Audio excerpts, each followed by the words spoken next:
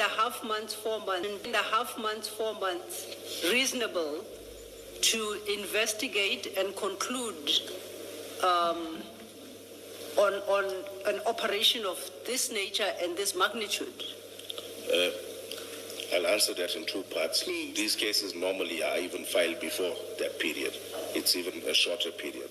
Okay. But so at which point do you stop looking for implicated persons or suspects associated with these drugs? Or you don't even bother anymore because it's rip-off? no, the investigation was headed nowhere. But statements were taken. Whatever investigation could be done had been done. In So 3 months. there was nothing further that we could do to find a suspect or to link a suspect to this case. In that case, why did you not ask your commander to do the necessary administrative processes for a destruction? Okay. Why did you not? Good question, Commissioner. They can't destroy until they have your exhibit. That's how it works. The lab has to be in possession of your exhibits when you submit that SAP 83A. So you would have taken them to the lab for destruction. That's the simple answer. That Yes, you would have a destruction notice, and you would take the whole consignment to the lab for the purpose of destruction. And I think it's been established, Commissioner, the lab could not even house that thing we could not take it there. They were not accepting it. Whether it be for destruction, disposal, analysis, they were not taking these exhibits. Bottom line, the lab could not take it either for analysis or destruction. No, but you never made a request for a destruction. You certainly have not testified, and we don't have anywhere in your statements, other than your discussion with Sitsedi, which was a general discussion, you say. Nowhere was a request made to the lab. At least remind me if I'm wrong in my recollection of the evidence.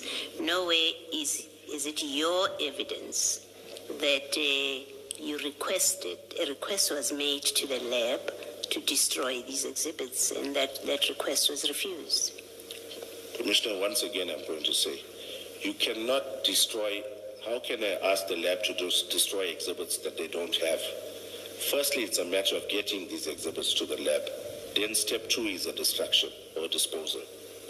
You don't just, if the lab can't house it, how are they going to destroy it?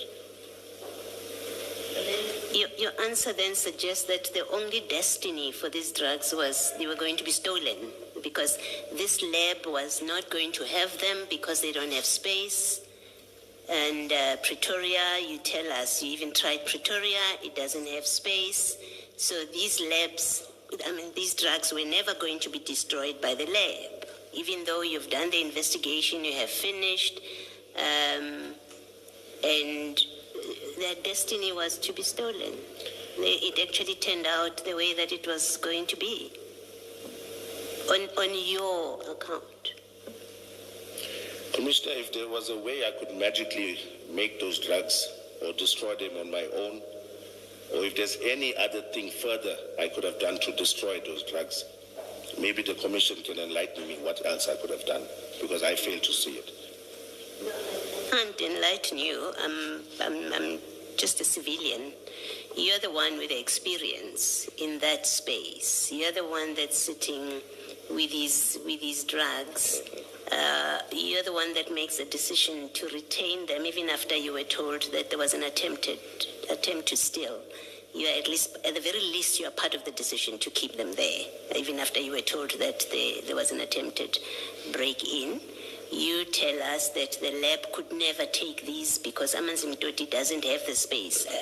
And really, I'm now testing what you're telling us, that according to you, what was going to be the fate of these drugs? Because you say the lab did not have capacity to take these drugs. They just don't have the space. And now you say they could never destroy them because they don't have the space to take them. So maybe you're the one that should enlighten me, at least. What was the ultimate fate of these drugs then? In your way of the way you've looked at it and the way you're explaining it. Okay. Commissioner, if I may use the example of the Isipingo Mandrax, that was also is not that much different to our scenario here at Port Shepstone. We're sitting with a whole consignment of drugs. The lab doesn't have space to accommodate it.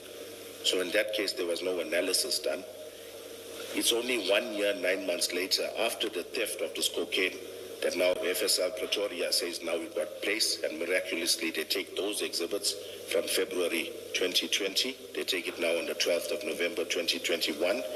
And they also take those exhibits from Maiden Wharf from the 8th month. It's now 3 months down the line, and they take it on the 12th of November, which should be a clear indication that that's the time the lab realized there is a problem here. More drugs are going to get stolen, and it's going to point back to us. So I'm saying, if I use that Mandrax as an example, the similar procedure, the lab could not keep it, house it, but when eventually they took it, it went straight for destruction. So that's what my endeavors were, to take it for destruction, to do whatever. Exactly my question, Colonel, that what you're explaining about the Mandrax, it went for destruction, not for storage. I'm asking exactly the same question. Why did you not ask your commander to issue a destruction notice so that these drugs go for destruction, not for keeping? And I don't hear your answer. Okay, it's not up to us, Commissioner. It's not as simple as today we do a destruction notice and we take it for destruction. The lab has certain periods or intervals that they take drugs for destruction to a certain, I won't disclose the location, but there's an incinerator there. So it's not as simple as I just complete a 83A and tell them to dispose and they say, okay, bring it up today. That's why I used the Mandrax example, Commissioner.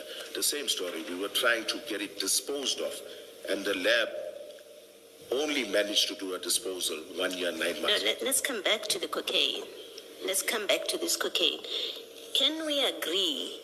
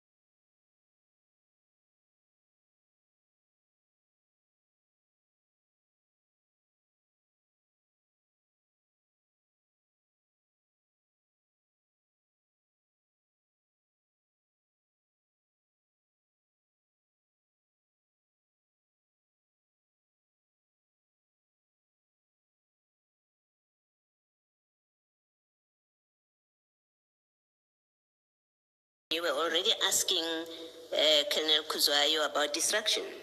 No, she was aware. My point being, Commissioner, she was aware that the lab could not.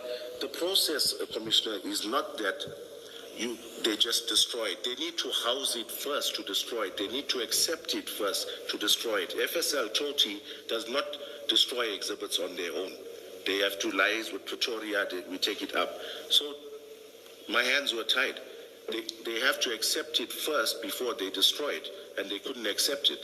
But no, you can't say they couldn't accept it if you didn't ask. You can say, I assumed that because I know they don't have space. This is yet another case of an assumption.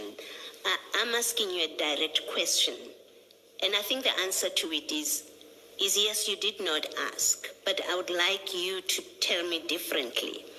My question to you is, apart from your discussion with Sitsedi, did you ask for a destruction of these exhibits that you are holding in Port Shepstone? Was such a request made to FSL Amanzi Mdodi? I didn't do any formal written request, but with my engagements with Colonel Kuzwayo, she was aware of our How many engagements did you have with Colonel Kuzwayo and when? You're going to have to be specific because right now we have only the 23rd, and it would be very curious, I think, to everybody that already on the 23rd you were talking destruction. So I want to suggest that you were not discussing destruction on that day. Otherwise, you have a lot of explaining to do. Why the day after the seizure you are talking about destruction? So your engagement with Kuzwayo must have been on other occasions. You haven't, at least I don't remember reading your statement, coming upon many discussions with Kuzwayo about destruction. Okay, I don't know the exact dates or times, and like I said, I did try for my cell phone records, but I would have asked her maybe in a month or two down the line. And she was aware, like I say, and it was telephonic communications. It wasn't something formalized where we send them emails. It was all done over the phone. But that's not how you ask for distractions, right? You've explained to us that a notice is prepared by your commander, a distraction notice is signed off by your commander, and then that gets served on the FSL. Yes, but once again, Commissioner, I'm saying, completing that SAP 83A does not guarantee you are getting to destroy your... Yes, I'm not saying it guarantees, but at the very least what it would do, it would have given us a record that a request was made to FSL to destroy, and this is how they responded. They said they are not in a position to do this right now because they don't have capacity. It would give us that. Right now, we have your undated telephone discussion with Kel. And by the way, you've also said it's your commander. It's not you. It's actually your unit commander who's got the power, whether they call you unit commander, to do that. So it's not your discussion to have. So whatever discussion you had with Colonel Kuzwayo, it doesn't count. I'm asking you about doing it by the book. The book says you do a notice or a release form, whatever that form is called. It is what is given to FSL. You didn't do that, right? No, I still maintain, Commissioner, it doesn't work that way. The SAP 83A, only when the lab has possession of your exhibits, that's when they accept an 83A. That's why I say to you, then these drugs on your version were destined to be stolen. Their fate was to be stolen because that lab doesn't have capacity for this quantity. And yet you are talking to them. You are asking informally, Kuzwayo, when will you destroy it? When you know they don't have capacity, according to you, you know they don't have capacity. But you keep, which doesn't make sense, that you know they don't have capacity. That's what you tell us. You know they don't have capacity, but you keep asking her, when are you going? Can you destroy, or however you framed it? You keep doing that. It doesn't add up, I'm sorry. It doesn't. You can comment if you want to. No, I'll reserve my comment, Commissioner. Thank you, Mr. Thank you, Commissioner. Just a quick one on that score. How many laboratories, FSL laboratories, are there countrywide? I think I'm aware of I think one. there's three that I Cape know Town. of. Yes. So you say there's three? Nationally that I'm aware of. No, there's should at least be four. Okay, I know of three. Yes, there's Gauteng, there's Western Cape, KZN, Manzimtoti, and Karach. Okay, I know of the three. I missed out the last one. Chair. And that's your area, okay. Did you reach out to Western Cape? Because now you are no longer looking for storage. You are looking for destruction. Okay, no, I didn't, and I'm going to clarify why. What the lab had been doing is when Manzimtoti was inundated with the exhibits and the workload was too much, they would then refer cases, send up our cases that we had submitted here to either FSL Pretoria or to that, also there's a super lab in the Western Cape. Then when you inquired about your exhibits, they would tell you, okay, now it's sent to the Western Cape. So it's not, the onus is not on us to make contact with those labs.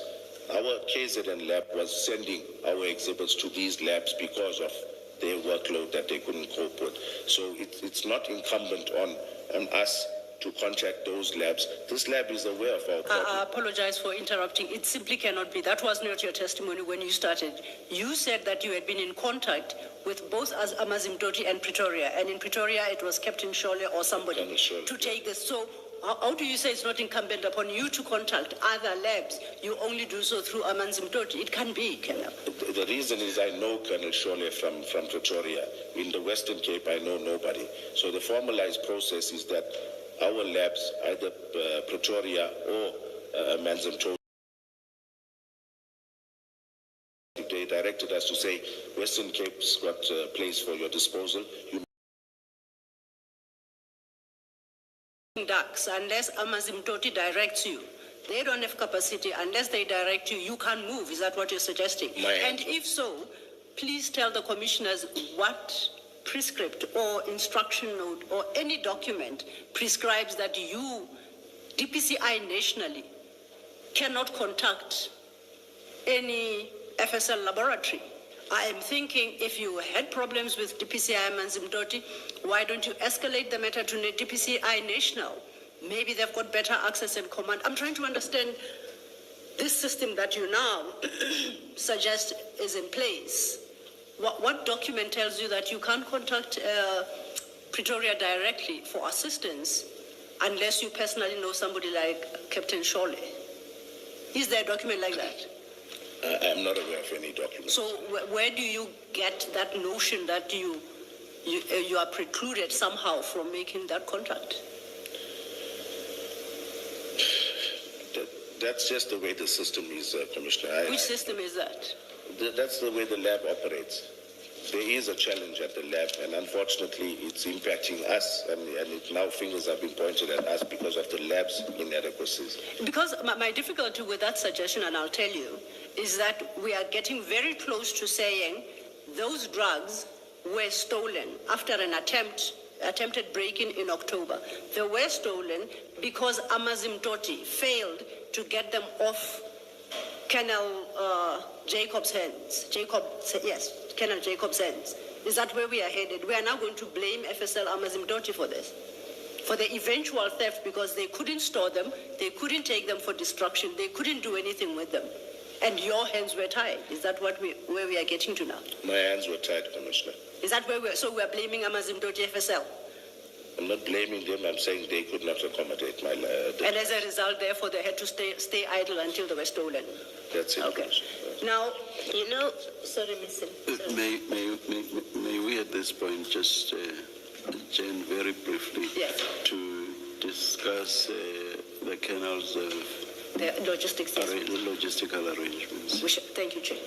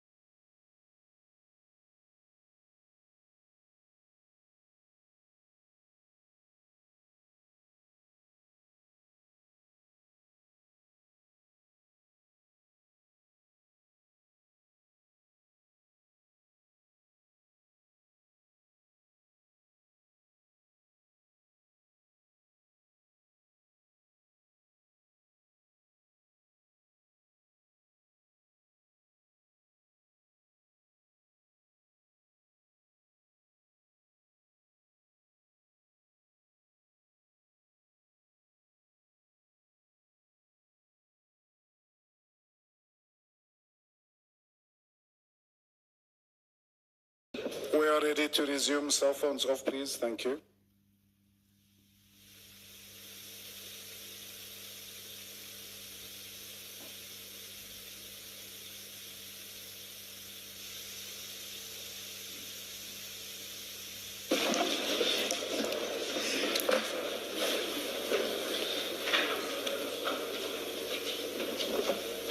Yes, Mr. Yeah, thank you, Chair, and thank you for the indulgence. We have sorted out our logistical challenges. We were still on the issue of your contention that you have no power to approach the other laboratories except the one in KZN, Amazimdoti. It's a notion that I cannot accept. You cannot direct me to any document that precludes you from making such contact, firstly. We have established that, correct? Correct. As a matter of interest, if you were faced with these challenges, did you escalate the problem to at least national level to say to, who was it at the time, General Libeya, I have a crisis, I have 541 kilograms of heroin under threat of being stolen. Amazimdoti has no capacity. I need to get them off my hands like yesterday. What stopped you from doing that? Thank you, Commissioner. The fact that I was a lieutenant colonel in the police, there's protocol to follow. My immediate commander or the provincial commander is my person to direct all of my challenges to. Yes. And my provincial commander was fully aware of the status of the location as well as the fact that those drugs needed to be moved from there. And your commander in this instance is? It would be Brigadier Nyuswa. Brigadier Nyuswa. Yes. Now, did you tell Brigadier Nyuswa to escalate it further? Because you remember the target is to get it to national. Mm-hmm. Did you have that conversation with Brigadier Nyuswa, or you thought it just sufficient to let him know and he will know what to do thereafter? What was your attitude? Yes. I can't give you verbatim what I had told him, but we were on the same page. These drugs need to go. They need to be destroyed. He was fully aware of that. He was aware of my stance on those drugs. No. Now what he needs to be aware of is that Amazimdoti, you have now this challenge with Amazimdoti, and as he knows, according to you, you can't send them to Pretoria because you still need to go through Amazimdoti or Western Cape or Gqeberha to destroy them, right? That's your position. Yes. Are you suggesting that was Brigadier Nyuswa's understanding as well? Your limitations about directing these drugs somewhere for immediate destruction? Those were my challenges at my level, Commissioner. And hence my question, why did you escalate your challenges? Yes, it to Brigadier, what was his response to that? Sit and bear it out? Yes. Didn't give me a response, but I made it known to him. He made it known to me those drugs are in danger. So I told him, you try what you can. I'm trying with the Amazimdoti because our exhibits are there. Okay. We forwarded our samples there. So it was his duty as a provincial commander. That's why, hence his title, Provincial Commander. I'm restricted to KZN, to Durban. I took it upon myself to liaise with the lab in Pretoria. But now we've got a provincial commander whose duty it is. Obviously, a brigadier's word will hold more importance, especially when communicating with influential people at the FSL, rather than a lieutenant colonel. In the police, there's protocol and procedure. I can't bypass my commander. He's the one at that level that's supposed to be taking those decisions and making those calls. There's another brigadier at FSL in Pretoria that's always very helpful. I can't contact her directly. I'm aware that Brigadier Nyuswa was in contact with this specific brigadier. So I'm saying to the commission that Brigadier Nyuswa was well aware of the challenges, my frustrations with getting rid of these drugs in whichever way, by either disposal or analysis, not by theft. And now, Sorry. Yes. Just from what you've said now about there's a brigadier in Pretoria, that Brigadier Nyuswa would have been the correct person or the appropriate person in terms of authority to communicate with. that is correct. This person that you were speaking to, therefore, is junior to that brigadier, Shole. I think you say it's Shole. What is Shole in Pretoria? What does he do? I can't tell you his exact designation, but I know he's one of the the officers there that would normally tell us, yes, bring up for disposal, destruction, we've got place for you, send your exhibits here. So he was our liaison person with regards to anything FSL related in Pretoria. He was not the final decision maker. No. So it's quite possible that had Brigadier Nyuswa spoken to his brigadier, the brigadier above Shole, that in fact these drugs may well have ended up in Pretoria. You cannot discount that. I can't discount that, Commissioner. Okay. Thank you. So as matters stand, but for your telephone calls to Shole, we do not have a record of any communication from your people, and when I say your people, including you, Nyuswa, you, and General Sinona, we don't have any record of communication to Pretoria FSL requesting that these exhibits should be transported there, whether for destruction or for storage until they were analyzed. We don't have a record of that. I'm not aware of any such engagements at their level. You're not aware of that? Yes. Okay, thank you. And if I then may follow up, you accept that you are not aware of the engagement at that level. You didn't do anything in particular to ensure that that engagement is had by informing on your side your superiors. You didn't facilitate that engagement. Commissioner, it's not upon me to facilitate such engagements with a senior officer and another senior officer. Sorry? I would think the brigadier at his level would know his duties and functions, yes, and know that when matters reach a level where it's out of or it's escalated to a level that somewhat middle management or junior officer cannot engage with senior counterparts. That's how the police works. So he would have known that obviously his engagements on his level with other senior officers at the FSL would have carried more weight than my menial engagements, phone calls to lieutenant colonels and full colonels. Okay. So, if I understand your testimony correctly, we are now at a point where the fact that those drugs were eventually stolen, first, Amazimdoti FSL contributed to that outcome, and now Brigadier Nyuswa contributed to that outcome by failing to deal with the crisis that you were faced with at the time when you escalated this problem. Is that a fair summary? I would say so, Commissioner. Okay. Do you bear any blame for that eventual theft in any manner? The exhibits to the FSL? Or is it a case where you assumed, because you know that lab, you assumed or you knew that they would not have space? My initial call, Commissioner, on the 22nd of June, like I indicated in my statement, was twofold. Whether she could send members out to take a sample and whether they did have storage place. So Colonel Kuzwayo was fully aware of my predicament of wanting to store or her to accept those drugs at Amazimdoti. I've looked at your statement, and I'm looking at it quite quickly again. Nowhere, and I do apologize if there's any way that you say this, and you can point me to that.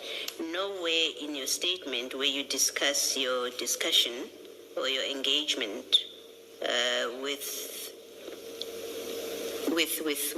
Colonel Kuzwayo, rather. Nowhere does it record that you asked her to take the exhibits. It is in my statement. If the evidence leader can just refresh my memory as to where it is. I'm looking for... the statement before the commission or previous statements? Which one do you want? Would be one of those statements furnished to General Flynn's team. Maybe my last holistic statement that's very detailed. Not the commission statement? Not the commission statement. No, not that. Okay. You may continue. I'll try and locate it. Okay, yes. That's fine. We'll come back to it if depending on the answer. You can proceed, Ms. Silo. Thank you, Commissioner. In the meantime, the search for that particular statement you want will be undertaken. Now, we're considering who could potentially be held responsible for the eventual theft. Now, the list as we have it so far is Amazimtoti FSL for failing to take the drugs when you needed them to be stored and or needed them to be destructed. The second is Brigadier Nyuswa, your immediate superior, who failed to escalate the matter and deal with it as a superior, including but not limited to bringing it to the attention of the DPCI National Office that they have a crisis down in Durban regarding 541 kilograms of heroin that needs to be destroyed, but there is no movement. So that will be on Brigadier Nyuswa, if I understand your testimony. You indicated that you don't think you bear any responsibility whatsoever. And by responsibility, I'm not suggesting for a second that you stole the drugs. No. It is responsibility in the context of whether or not there were steps you could have taken to ensure that they're not stolen. It's in that context. I'm just explaining. Yes. Now, in that context then, you recall we settled in the morning that when you approached Brigadier Nyuswa for storage, it was on the basis you had claimed that you had exhausted all avenues, right? We've established that actually you hadn't. You just made assumptions at the time.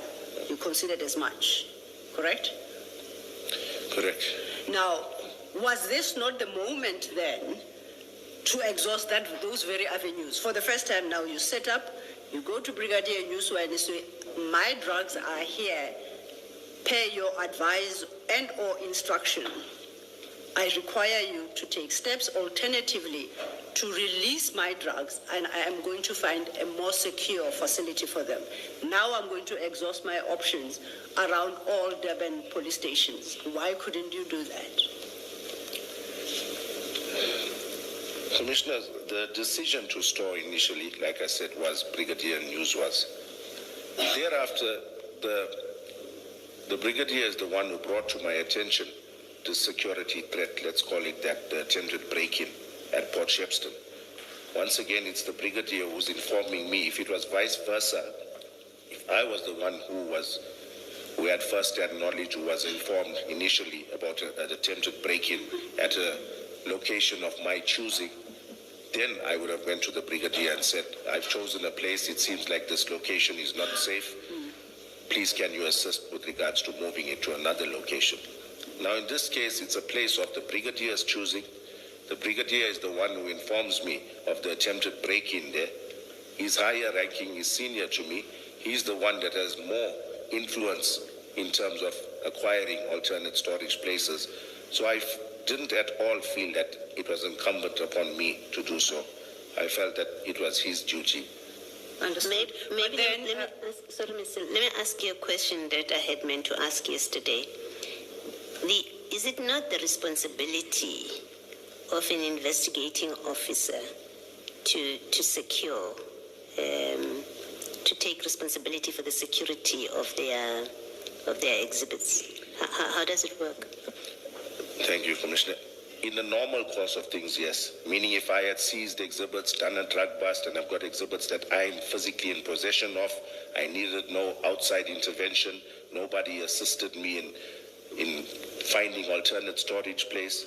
I think in a nutshell, I'm trying to say, Commissioner, is that it was the decision to be stored in Port Shepstone was taken between the General Sinona and Brigadier Nyuswa.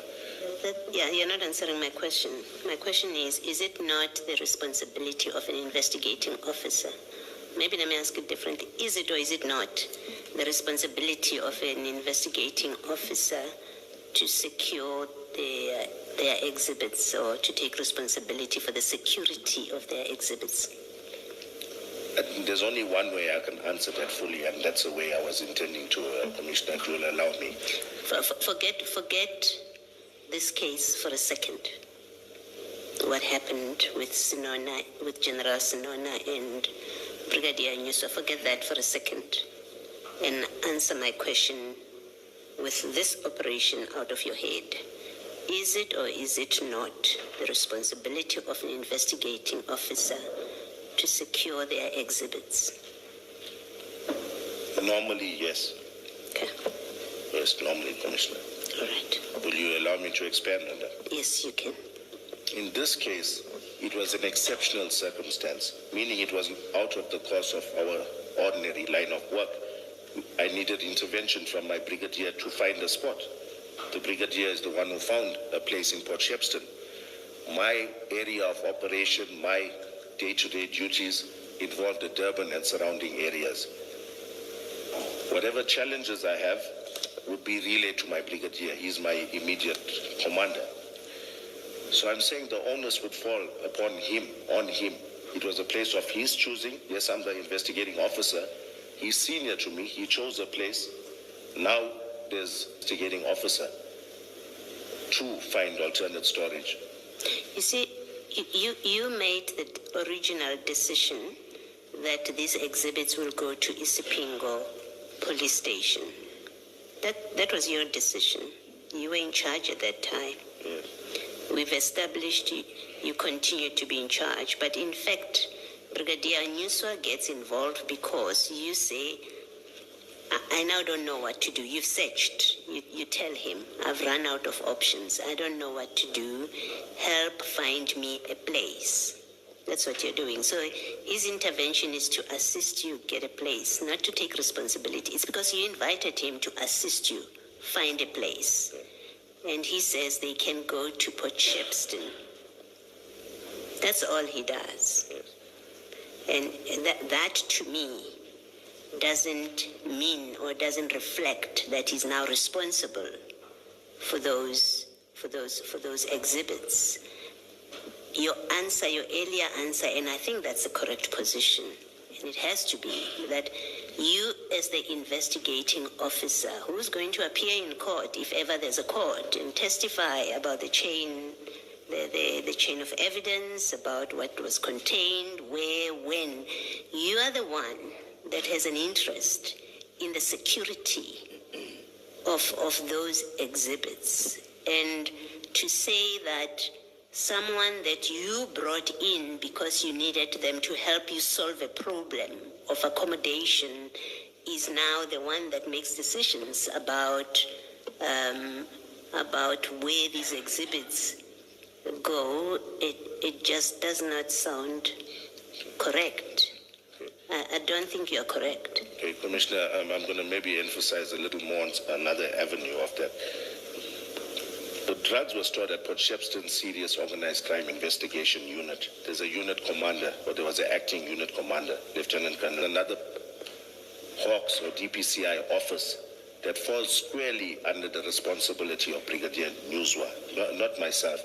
So even if I wanted to do anything, so I'm not suggesting that. But what I have a difficulty with is you washing your hands off responsibility of these exhibits once a decision was made that the safe place to keep them is the Port Shepstone DPCI offices. I have a difficulty. Or what contributes to my difficulty is, while these exhibits, which as you have answered, and I always responsible for and it has to be that and I always responsible for the security of their exhibits. In this entire process, everyone is coming in and out of Port Shepstone dealing with these exhibits. I know you say you don't know what happened, but everyone is dealing with these exhibits.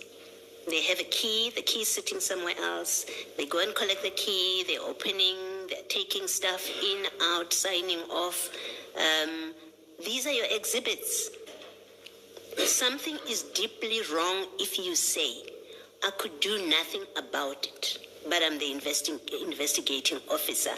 Then I'm going to suggest to you that you chose not to do anything about it. The question is, why? Why would you be so happy to watch everybody running around handling your exhibits? There's a report there was an attempted robbery or a break-in. You do nothing about it. You don't even say, or you were afraid to tell your bosses that I want my exhibits to move because I'm not happy here? And the question would be, is the why?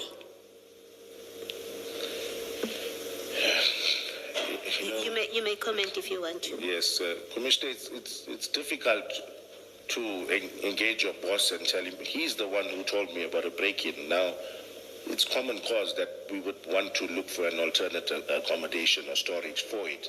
He's aware of that. He's got more influence, and I left it in his hands. And also, just to comment on the movement of members in and out of the safe and changing of keys. During that period, it was Warrant Officer Mpangase who was the investigating officer. I was still on leave. I returned on the 29th.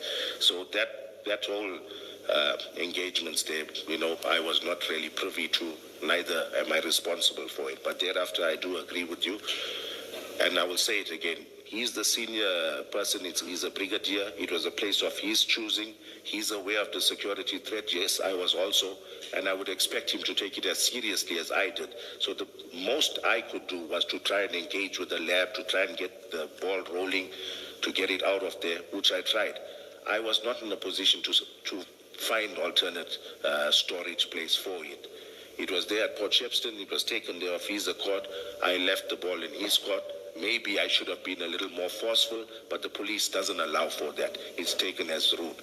When he told you that there was an attempted break-in, did you say to him, maybe let's look for another place?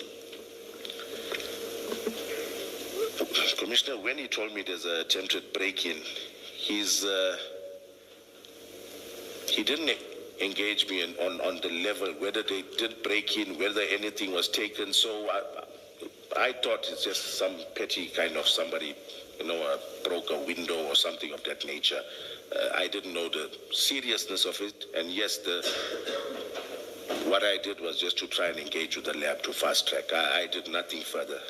My question is, when he told you there was an attempted break-in, did you say to him, let's look at... Well, firstly, I'm worried that he tells you there was an attempted break-in and you didn't ask him what. These are your exhibits worth millions. He tells you there's a break-in, you tell us, I didn't ask him, I just assumed it was a broken window. Well, as it happens, the coincidence, if you like, is that the attempt was on a window. But on a more serious level, it's quite concerning that as an investigating officer, you say to us, I didn't ask him what. But that's not my question. I accept that's how you behaved on the day. My question is, when he told you there was an attempted burglary, did you say to him, perhaps let's find a new place? No, I did not, Commissioner. Okay, thank you. Connor, I want to take you back to Advocate Silo's question. Sitting here, we have the benefit of hindsight. And I did not understand her question to be imputing foresight. I understood her question and I could have understood it incorrectly. She will clarify. I understood her question to be along these lines. Looking back, do you accept any responsibility? Not for the theft, for the loss. The fact that these drugs were in police custody, and it ties up with Commissioner Baloi's point. You were the investigating officer, and so many things went wrong here, and the police lost what we assume to be cocaine, valued between 200 million and 400 million. You saw Mpangase's statement, he said 243 million. I engaged you on it could be between 200 and 4. We don't really know because no analysis was done. But you now have the benefit of hindsight. You've looked at all the statements. You've looked at everything that has been presented. Do you accept some responsibility for the fact that these drugs were lost or went missing? In hindsight, yes, if I knew it was going to turn out like this, I would have really exhausted all avenues to phone, do whatever I could to try and move it from there. I can't tell you exactly what I would have done, but obviously if I knew that this was going to happen, I would have really put my mind to it and tried to achieve it. I would take it a step further and say, even if you didn't know that these drugs were going to be stolen, just looking at how everything was done and knowing what the prescripts say and knowing that they were stored in an unsafe place, because I don't want another policeman to say, I will only accept responsibility when they are stolen, but if they are not stolen and we do wrong things, then that's fine. So I want you to look at this thing holistically and say, you know, we got so many things wrong, and because we got so many things wrong, these drugs were lost. And that's how one looks at it. Commissioner, I'll go as far as to say, because of the lack of storage place, it had to go to a location that turned out to be unsafe and which led to the theft of these drugs.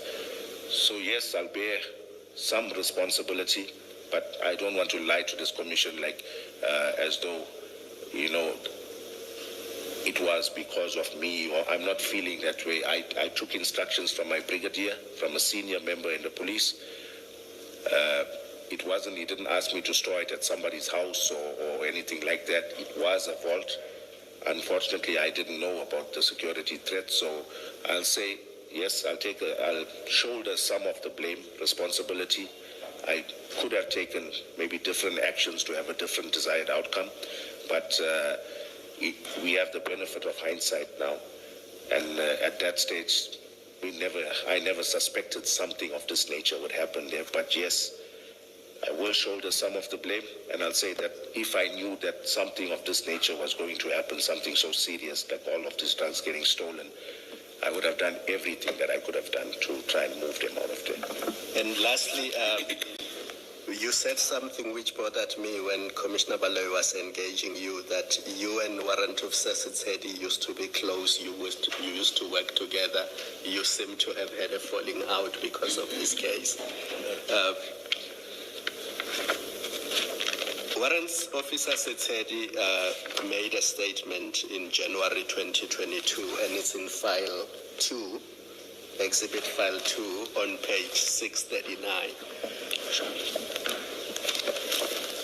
And reading that statement, reading it with yours, and I speak for myself, I'm prepared to accept that the two of you had a discussion about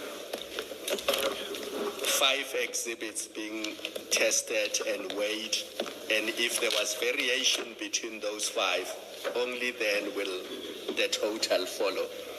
So,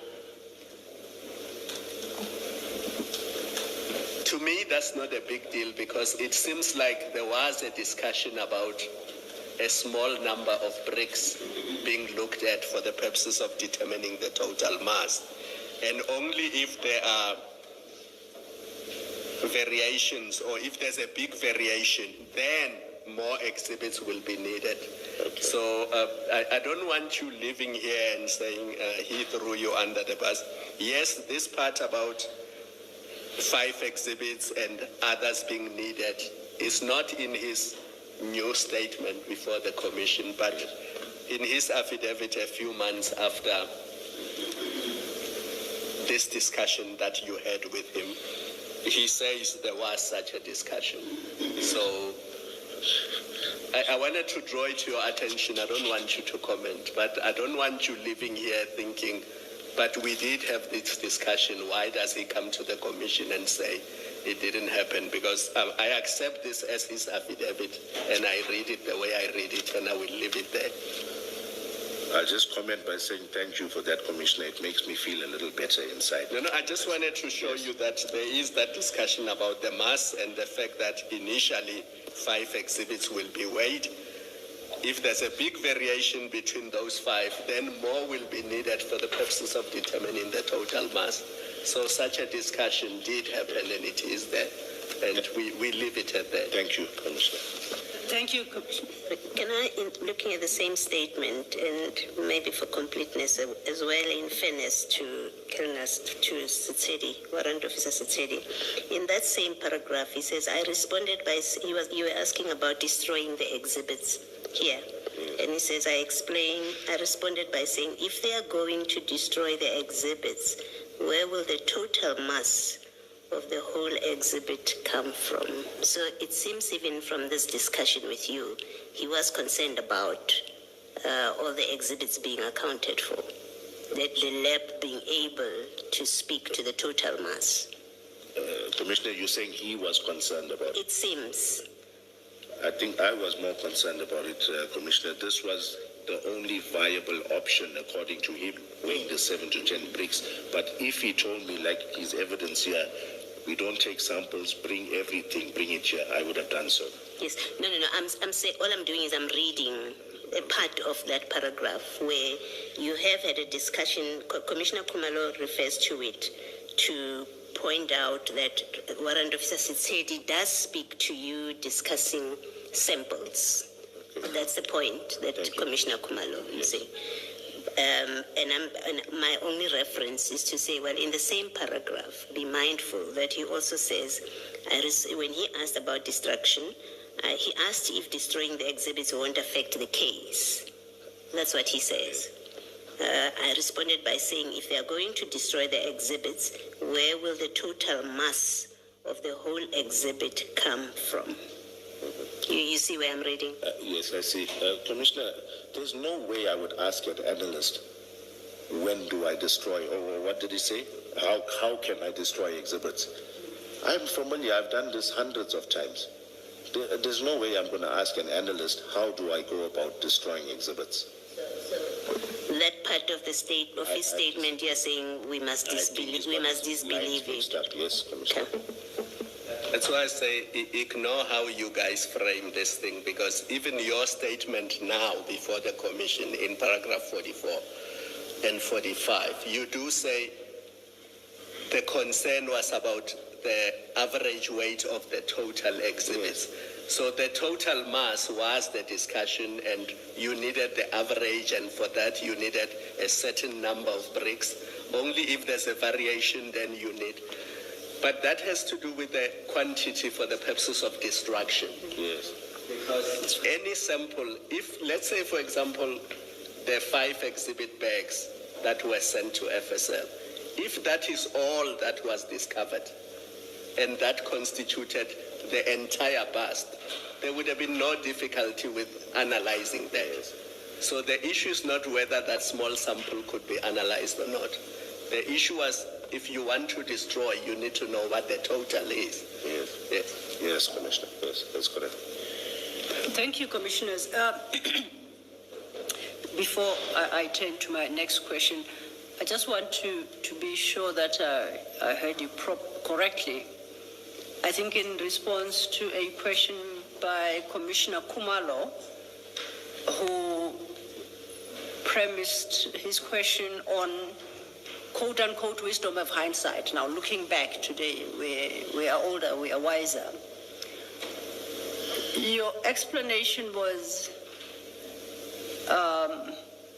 because of lack or absence of storage capacity, you stored at DPCI Port Shepstone offices. Is that correct? Did I hear correctly? It's because of lack of storage place that I indicated to the brigadier. Yes. So it's not because of lack of storage that they went to Port Shepstone. That's misleading, because we established in the morning there was storage at Maiden Wharf. So you can't even, wisdom of hindsight or otherwise, you can't sit here today and say there was no storage capacity in Durban. On the contrary, it has been demonstrated to you there was. With wisdom of hindsight, you realize now that there was capacity in Durban. You have to accept that. I don't think Durban we can would quibble. have had capacity. Yes. I just wanted to correct that lest there's a misunderstanding. My challenge on this issue of who is eventually responsible for the seized drugs is this. Earlier, you sought to persuade the commissioners that when Brigadier Nuswa instructed you, quote unquote, that's the word you used, to store them at DPCI Shepston, he thereby assumed full legal responsibility for them. That was the position you held, and I think Commissioner Baloyi just re-engaged you on that issue, correct? Yes, that's all correct. Right. My confusion then is when he tells you on the 27th, no, he tells you after the 27th of October that there was an attempted break-in. Why do you get yourself involved? Why don't you say, that's your baby, they're your drugs, you've taken responsibility for them. Why must you be going to FSL to try and facilitate or expedite their reaction, their destruction, unless you were just doing him a favor? No, you are correct. I should have done so. It's a police culture. You very rarely question your superiors, but I should have done so. No, here it's not about questioning. He told you about a crisis that had befallen them. There was an attempted break-in. Your reaction was to then involve yourself, it would sound, on exhibits that are no longer your responsibility, notwithstanding the fact that you're in the investigating officer. Why did you do all that? Because that is how you find yourself against FSL Amazim Toti as to who said what on what day and what was the content of the conversation, because you went to FSL Amazim Toti to chase up on drugs for which you had no responsibility, according to you? Yes. Commissioner, it was the Brigadier's direct words, follow up with the lab, when he called me and informed me about the attempted break-in. Follow up with the lab to see what we can do to either dispose or destroy.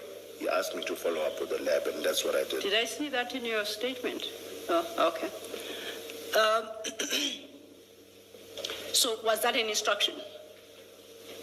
I didn't say I'm instructing you, but I took it as an instruction.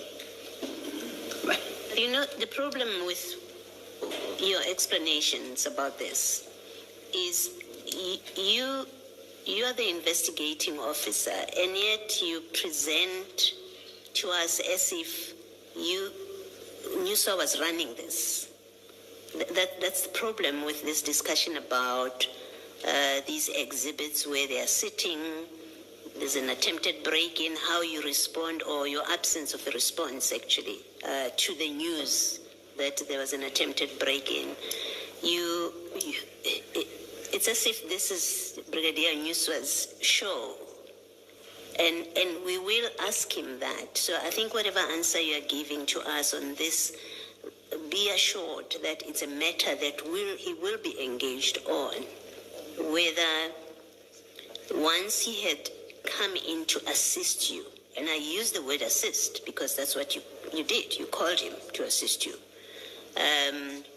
to find a place. Once you had called him to come and assist you, you then sort of washed your hands off it while it's still there. It's now Brigadier Nuswa's baby.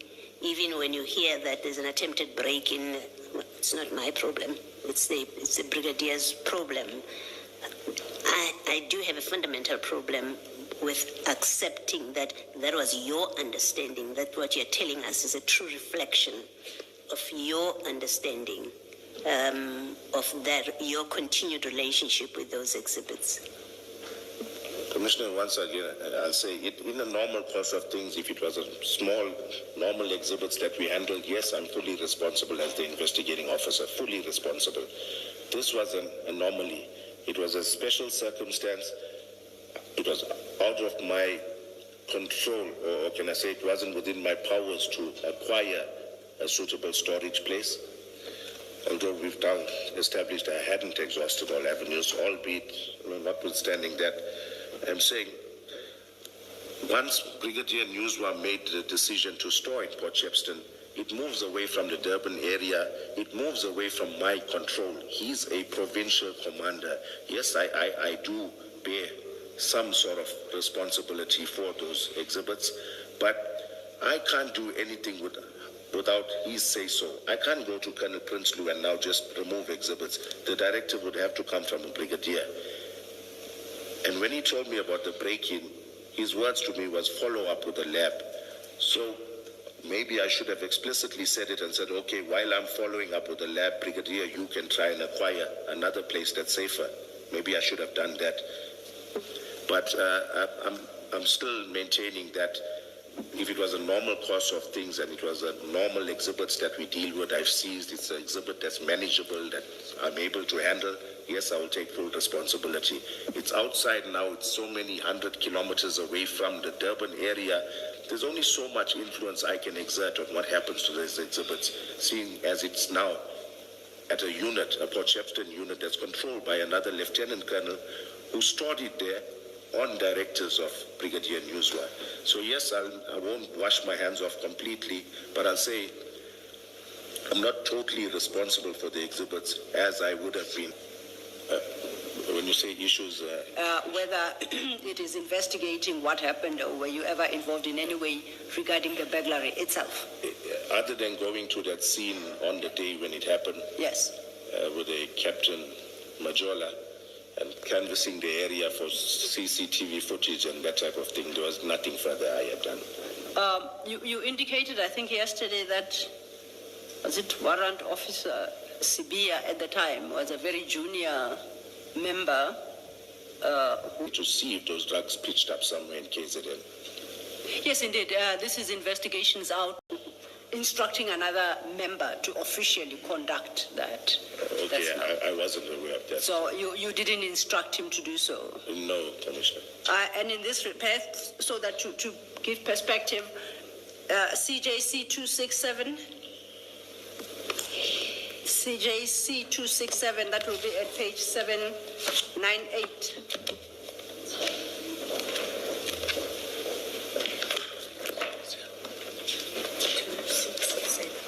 Is it here? I think it's on this one. It's there.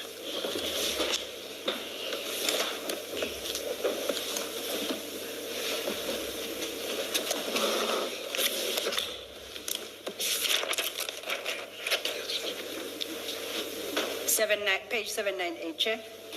Yes. You located it. Correct. Colonel, I don't know if you've seen this statement before, but it's by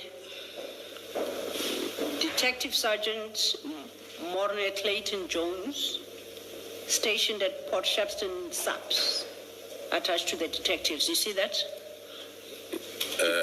Commissioner, maybe I want to point out something. I hope Yes, I'm not too please do. forward. This is Brigadier Spear. It's not the Spear that we were referring to with regards to this investigation. This is a Brigadier.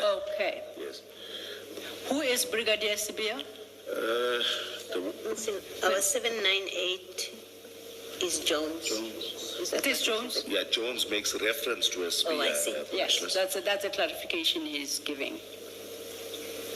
Who's Brigadier Sibia? The Brigadier Spear I know is one of the commanders at Provincial Organized Crime, based at Provincial Building in Durban. Okay, so there, you're quite right. He references him at the second paragraph, main paragraph, that on the A, after the break-in on the 8th, he was tasked by Brigadier Sibia to see if he could find any information regarding this break-in as the drugs, which were stolen, amounted to 200 million at paragraph 4. You see where I'm reading? Paragraph 4. Paragraph 4, first line. Yes. Says, I was then tasked by Brigadier Sibia to see if I could find out any information regarding the break-in, as the drugs which were stolen amounted to 200 million. I see that. Okay. Yes. And if you go over leaflet 799, the last sentence highlighted in yellow, on 18 November, I received a phone call from Brigadier Sibia, who informed me that I must take this docket to Port Shepstone, that cast number, and hand it over to Lieutenant General Mgabozi at our provincial office in Durban, which I did. The investigation of this case was then taken over by a provincial team. And the clarification you provide is that I should not confuse reference to Brigadier Sibia here as meaning the warrant officer Sibia, who Yes. I take that. Thank you, and thank you for that clarity. And you say what Brigadier Sibia is at Durban He's provincial at office? Provincial Organized Crime. Okay. And I use this opportunity Yes. because 2 pages later on 801, just so that it's on record,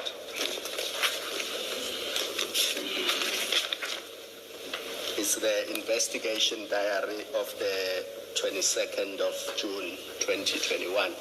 So you'll see further down, they say the estimated value of the drugs seized, 243,450,000, and how they arrived at that is, they say, is 450,000 per kilogram. Yes, so if you times that by 541, that's how you get to the 200. And that is CJC 239.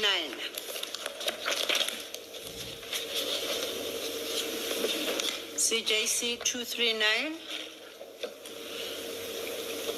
Yes, I've got it. This is a letter dated 13 February.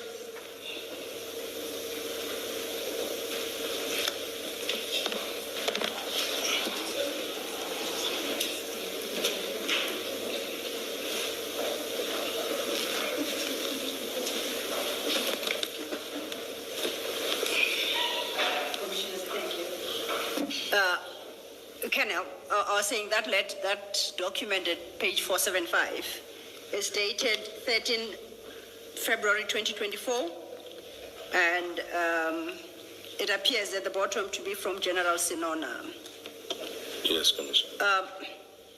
It is addressed to the Acting Provincial Commander, Serious Organized Crime Investigation, Directorate for Priority Crime Investigation, KwaZulu-Natal. Correct? Just for the record, who is or was the Acting Provincial Commander at the time? I'm not sure why it says acting. As far as I know, during that period, it was still Brigadier Newswa. So I would think it was him, but I'm not sure why it says acting, or maybe if he was on leave, there was someone else in his place. So I'm unsure of that, Commissioner. But in that period, Brigadier Newswa was the provincial commander. He was. This is regarding Warrant Officer Sander and his temporary placement to Provincial Support Services. And it reads, paragraph 1, a complaint was received on allegations of serious corruption against the above-mentioned member who is attached to the SANEB team at the Durban Serious Organized Crime Investigation.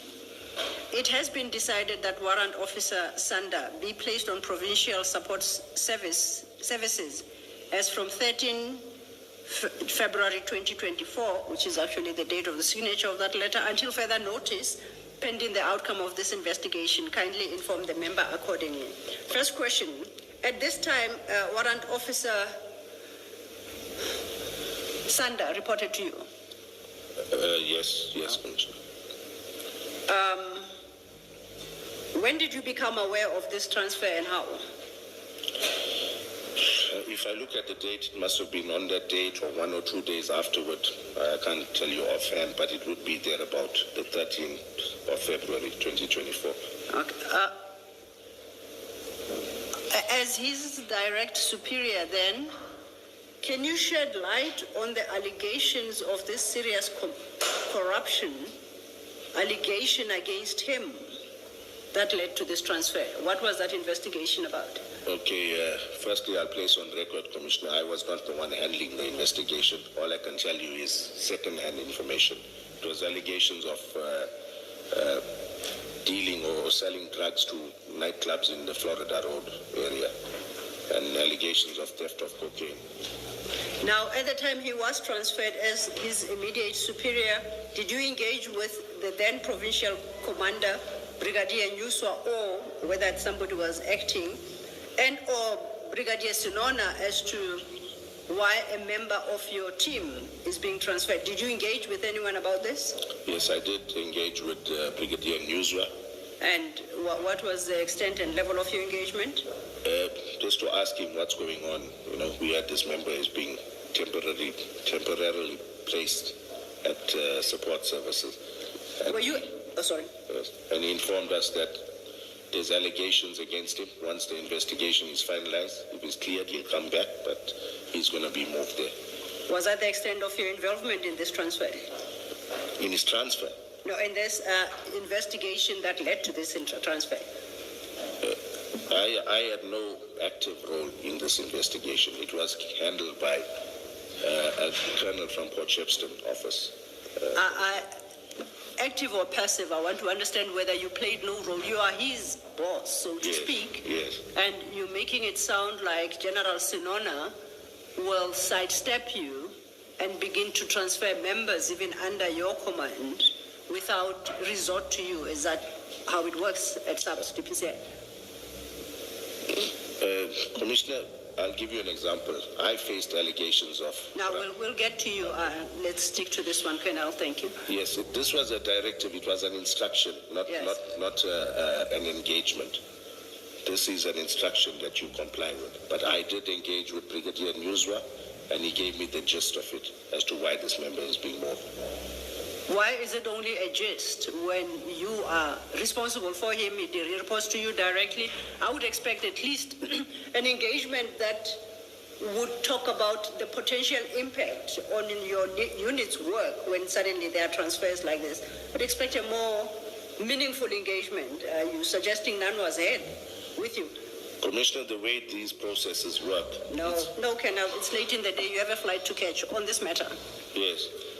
I'm saying I don't have... This investigation goes to an objective party, not to a commander of the member. That's how the police works.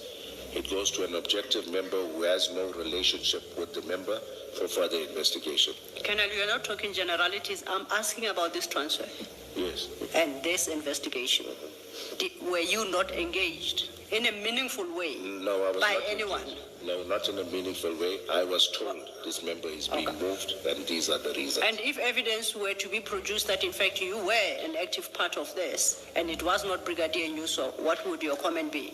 Or would you challenge such evidence to be put forward? When you say an active part, Commissioner, what? It was you actively engaging with Major General Sinona on this matter. You know, like I said, the investigation went to a certain individual, a colonel. But during the course of my career or my engagements with the brigadier and the general, I won't go into detail, but it's not only this member. There were other members that allegations were made against, and we were asked just to activate informers and check if there's anything.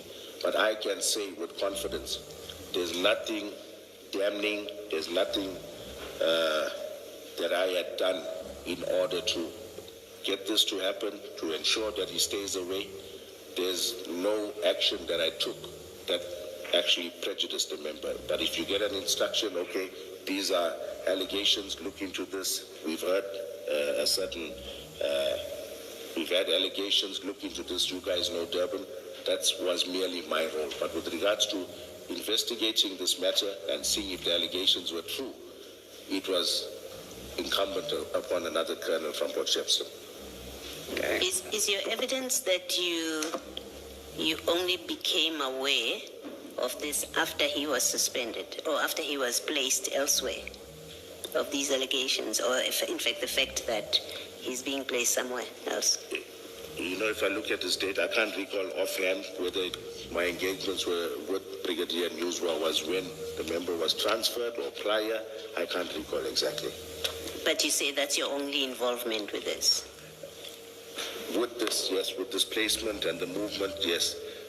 I'm going to go further to say, at some points, yes, I was asked to draft certain progress reports on things, but not with regards to this member here, not with regards to this member on other investigations. But this, there was somebody else involved in it. I was not hands-on here. You see, Warrant Officer Sanda said you were in the room when he was called in, and a document was waved around that there's this email which is making allegations against you. He says you were in that room when that happened. Yes, it would only be proper, me as the unit commander, to be there. Well, I thought your only involvement with this was when now you were asking what's happening with my member, and then Brigadier Nyuswa then says to you there are allegations against him. I thought that, in fact, not I thought, that's what you said. I'm putting to you that, but that's not true. That's not correct. That's all you got involved with. You were in the room when, according to him, you were in the room when he was called in and was told you are being placed elsewhere, you are going to be placed elsewhere because there are allegations against you. Is it true that you were in the room? I can't even recall, Commissioner, honestly. It may have been the case, I can't recall it. You don't recall? I don't recall. You don't dispute, I don't dispute when he says you were in the room? It could be possible because it would only be proper that the unit commander be there. Indeed. Yes. I would expect you to say, I must have been in the room, even if I don't have independent memory, because I'm his unit commander. Not to start with, my only engagement about this was with Newswa. Yes, I concur. Thank you.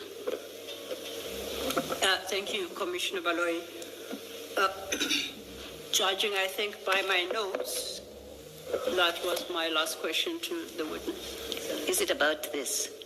Still? No, about his testimony to the commission. No, I want to see if I can ask a question on this still. On this topic. Yes, you can. And I take back my words. There's still another question I forgot. I keep forgetting this particular question. Apologize. Yes. So, Colonel, what warrant officer Senda testified to is that he then gets placed in, I think, supply chain or another place where he's placed. And nothing is said to him.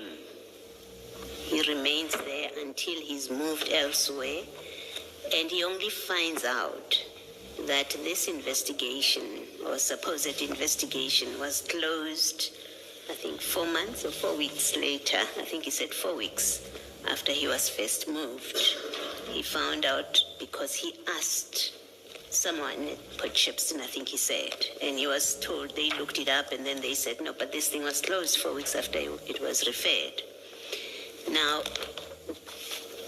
accepting that as what happened for purposes of my discussion with you, are you saying to us, you lose a member of long service with narcotics, an experienced member in your unit who reports to you directly?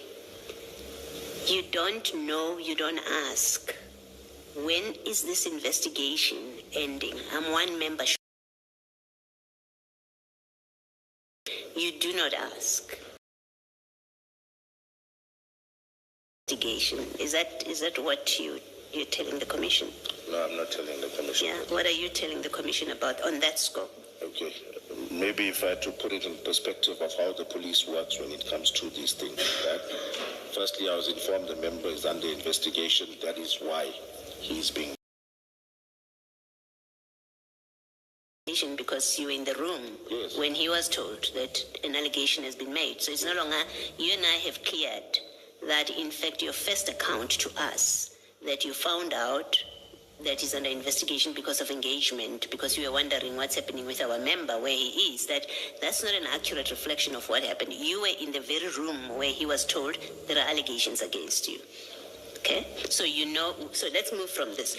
You know your member, you were in the room when your member was told there are allegations against you.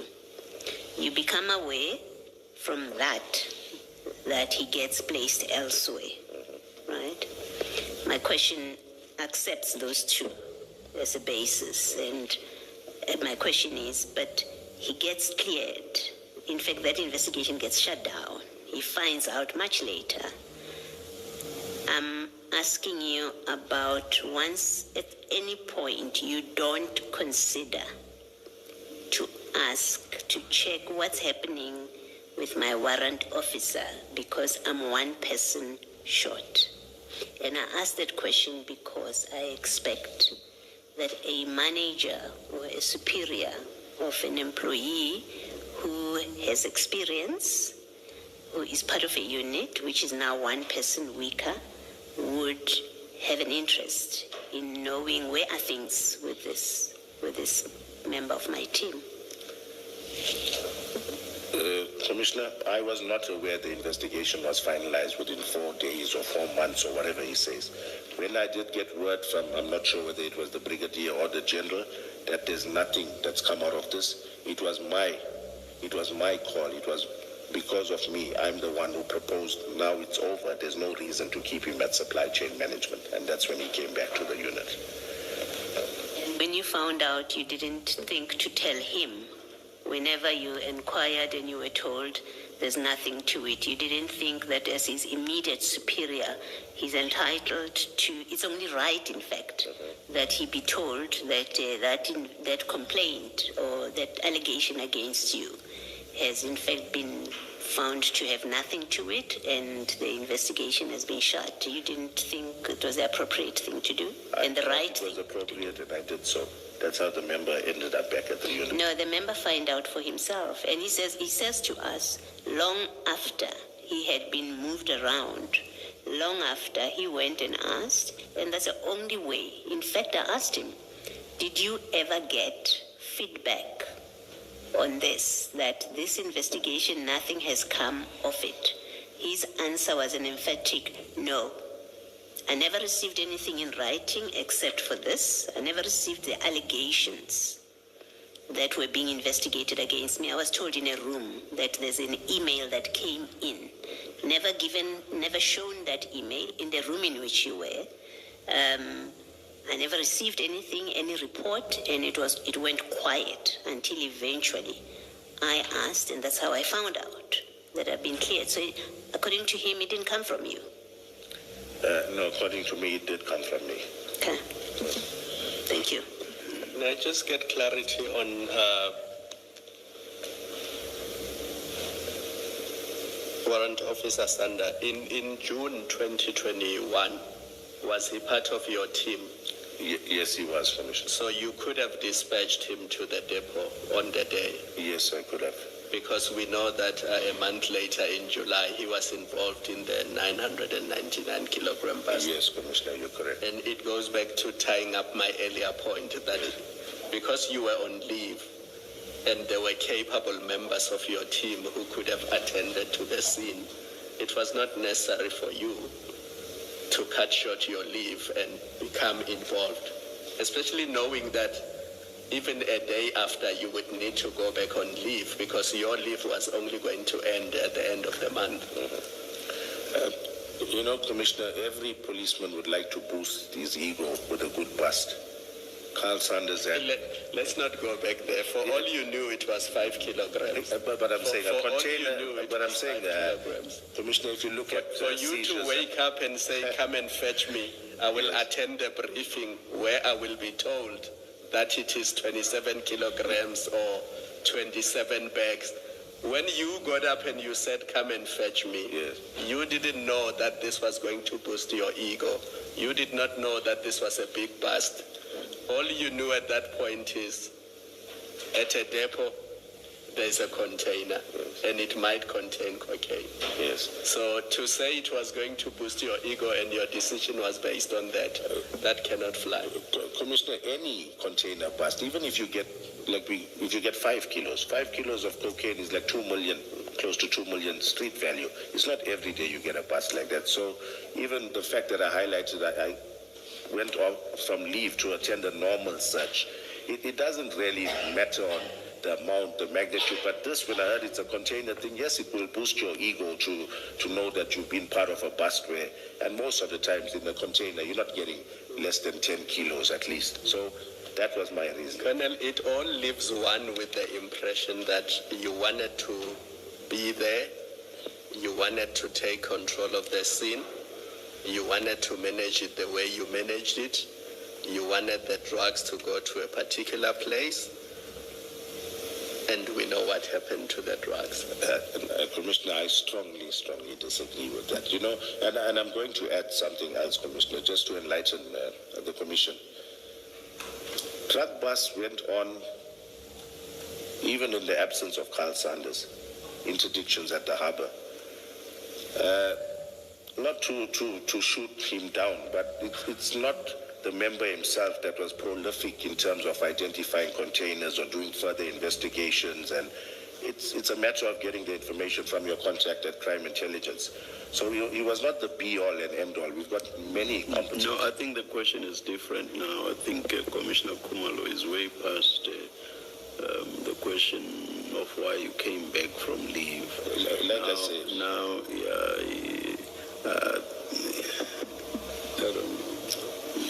I thought so.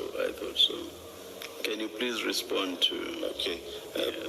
You know, Commissioner, if I had a history of being office-bound and I'm somebody that never goes out, somebody that never carries cases, even Sechedi will tell you, clan labs, I've identified clan labs, I love that action, I love investigation, I love being out on the field.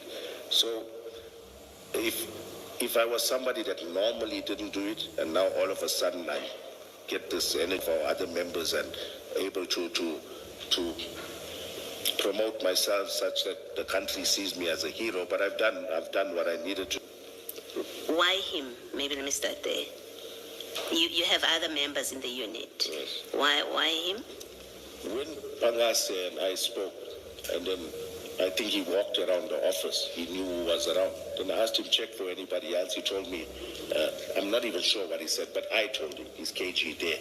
Because I think Carl Sanders was, but KGCB and he worked under me at EPR as well. So we've got a close relationship. I get on well with the member. So that's the... And remember, the context in which we are asking these questions is because of these obvious anomalies that happened and resulting in the loss of these drugs. They do not make sense. In his statement, he says he has no experience in these kind of operations. He's never done it. It's not part of what he does in his everyday job. He tells us in his statement what he does. So there is that curiosity of why would you have picked him? You are on leave. You are not in the office. You don't say to Mbanga, find someone else in the office. So I'm not even saying Sanders. I don't know if he was or was not on leave. I know he was on leave when the drugs got lost. So I'm not concerned so much about him. I'm concerned about you run a unit that has other members who do narcotics. Surely it's not just you and Bangase and Sanders, right? And you pick someone who doesn't do this in the normal course of their work, in fact, does not have any experience. It doesn't make sense that you would have picked him away from the office. It's not as if you're walking down the corridor and you saw him. You're sitting in your house and you pick him by name.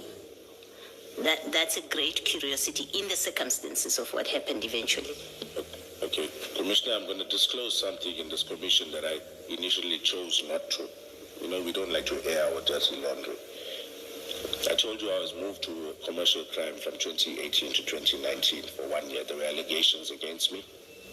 I was moved there till the investigation was finalized. It was over a year before I got back to the Sunheb unit. And when I got back there, part of my problems of why I landed up in commercial crime was due to the fact that certain Sunheb members and I were not seeing eye to eye, and allegations were made. I know some were fabricated. Not I know. They were fabricated against me because it was unfounded. So when I got back to organized crime, and when this opportunity came up, most of those Sunheb members that were available, I've since mended my bridges. It's water under the bridge now. Honestly, most of those guys there and I were not on good terms. The tension was still there. So I saw fit now to choose guys that I knew we were friends. There was no issue between us. To choose guys of that standing so that now we can now ride on this high horse to say, hey, we've done a nice drug bust, It may sound silly, it may sound petty.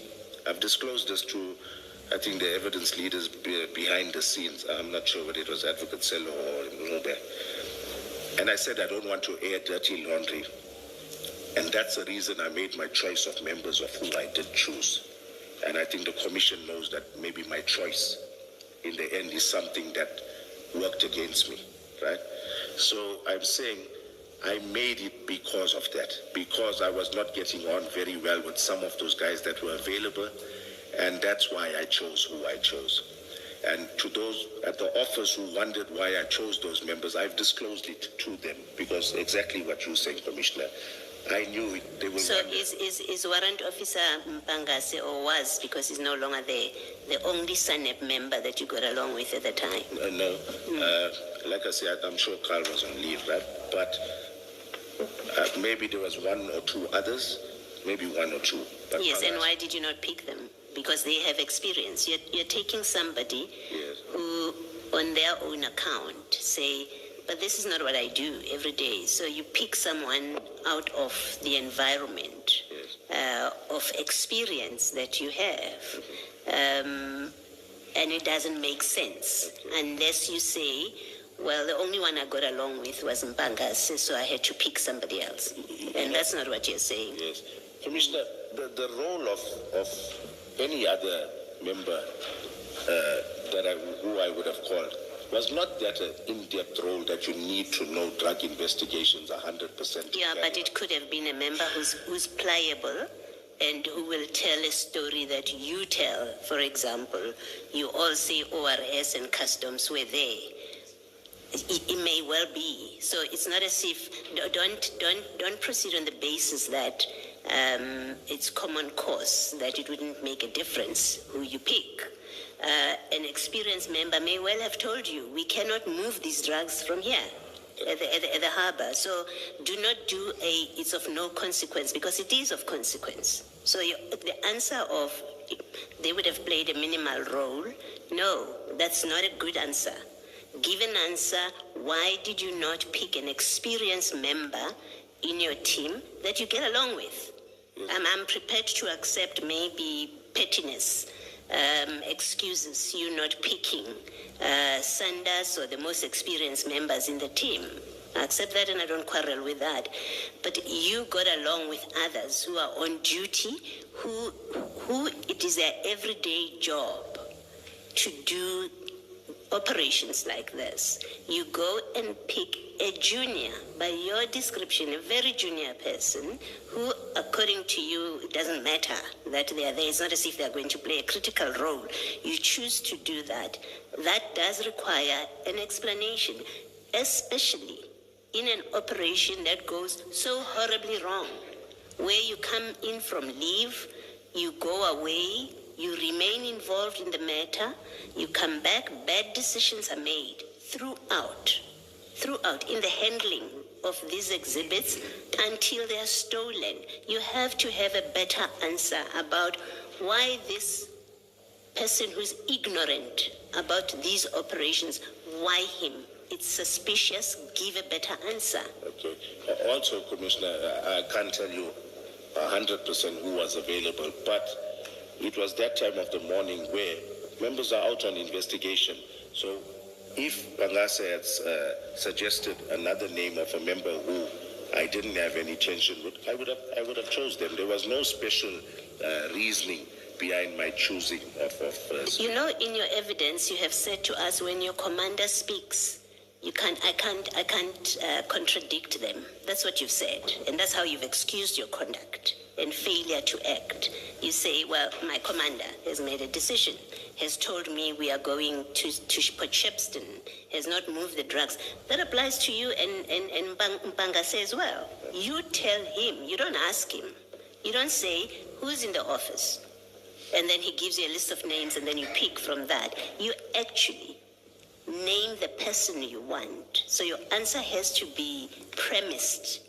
The premise of your answer has to be, you made the choice. You told Mpangase who to approach. And on your view that you take about the authority of the words of your superior, of course he was going to follow your instruction, which is to find Sibia. So don't blame Mpangase for anything to do with this choice. It's all on you. And you have to give a satisfactory explanation on these facts. On another day, it may not matter, but we are dealing with an operation that went horribly wrong. And so you have to explain all your decisions and satisfactorily explain your decisions, including why Sibia, who has nothing to do with the kind of work that you do, which is narcotics. Okay. Commissioner Mayor, answer it with a practical case scenario. I'll give you an example of another operation and members that were used. Or am I being, or is that me pointing fingers and you don't want to hear that? Can I give you just to show you how things work? If it enhances your answer about Sibia, why you chose Sibia, by all means, but if it's just to relate another case and it doesn't enhance the quality of your answer, don't, because it is of no value whatsoever. Then I won't. Okay, thank you. Thank you, Commissioner Baloyi. The one question I kept forgetting. On the 22nd of June, as you say, till the 29th, you were on leave, 2021. And you've had engagement with the commissioners about your continued involvement in the inquiry after the drugs were taken to Port Shepstone, DPCI offices, you recall? Yes. I want to understand firstly, I guess, how does it work in SAP, so DPCI, KZN, when you are on leave, is no one appointed to act in your place? There would have been a captain that was there. Okay. Yes. Now, any challenges that Warrant Officer Mbangase experienced after he took over as an investigating officer, was it not appropriate to direct them to the person acting in your stead? Yes, it would have been appropriate to do so. And you seem to have allowed him not to do so, but to direct these queries to you and seek assistance from you. Was that appropriate? I deemed it appropriate because I was there for the actual crime scene, but in the normal course of things, no, it would be prudent to let the acting commander take charge of that. Indeed, because you are no longer responsible once somebody is appointed to act in your stead. You are supposed to wash your hands, quote unquote, of it. Otherwise, then you are interfering in their very acting appointment. You know, Commissioner, I won't agree 100% with that. It happens all the time. You're on leave, you started a certain process, now you need to follow up. It's only you who can do it. So the leave doesn't really affect our managerial. Can I stop you, because I think you might just create problems for yourself, and perhaps it's not necessary. I accept we are all tired now. I just want to put this proposition to you. The fact that it happens all the time doesn't make it right. Will you accept that? I do. Okay. I accept that it happens all the time in your case, in the DPCI, and maybe that is part of the problem. Nobody seems to comply with any applicable prescripts and protocols.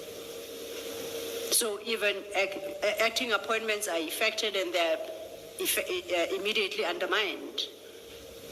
That's what's coming across, and I don't know if that's the impression you want to create with the commissioners. That's what happens, but the impression that you are trying to create with the commissioners, that is quite in order.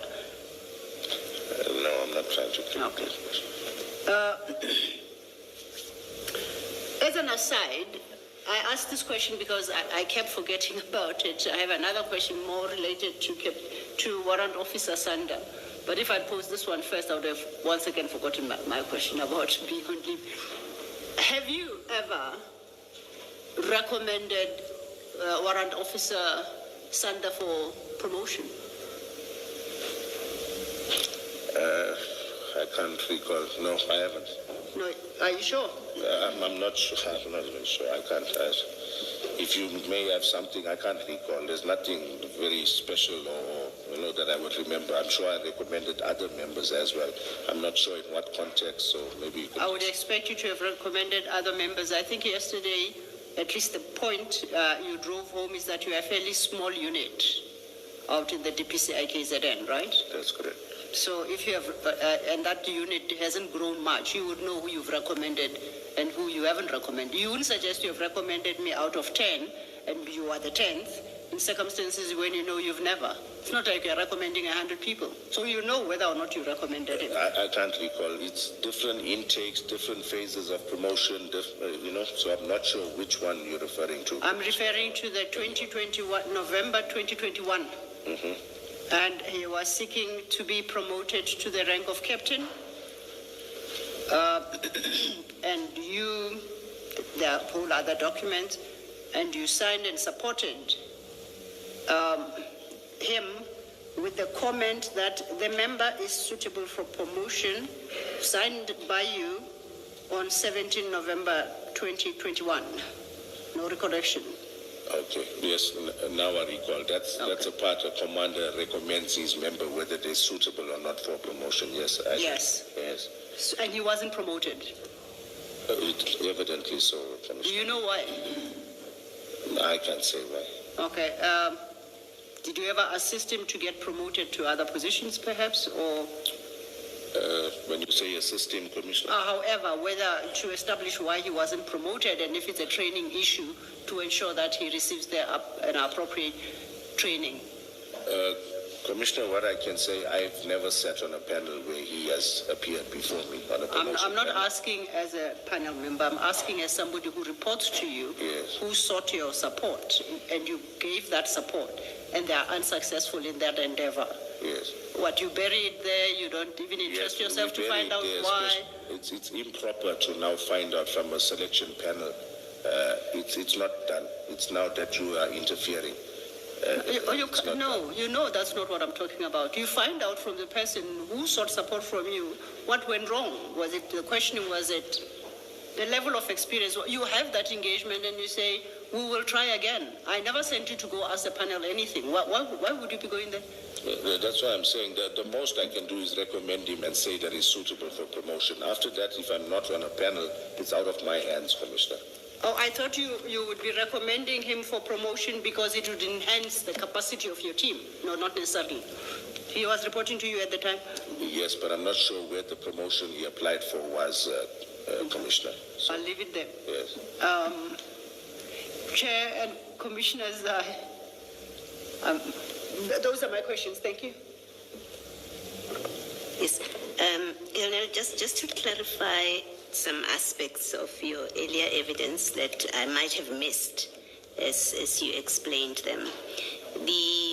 And it's on different topics. There are not more than 4.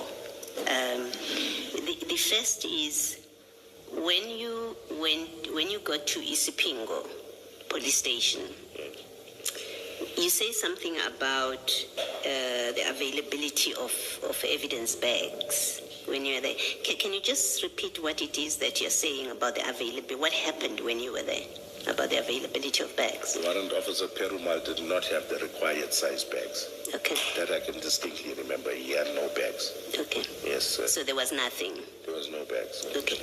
Did you consider to phone, because I'm assuming you accept that these exhibits, soonest possible, they have to be bagged in evidence bags. Yes.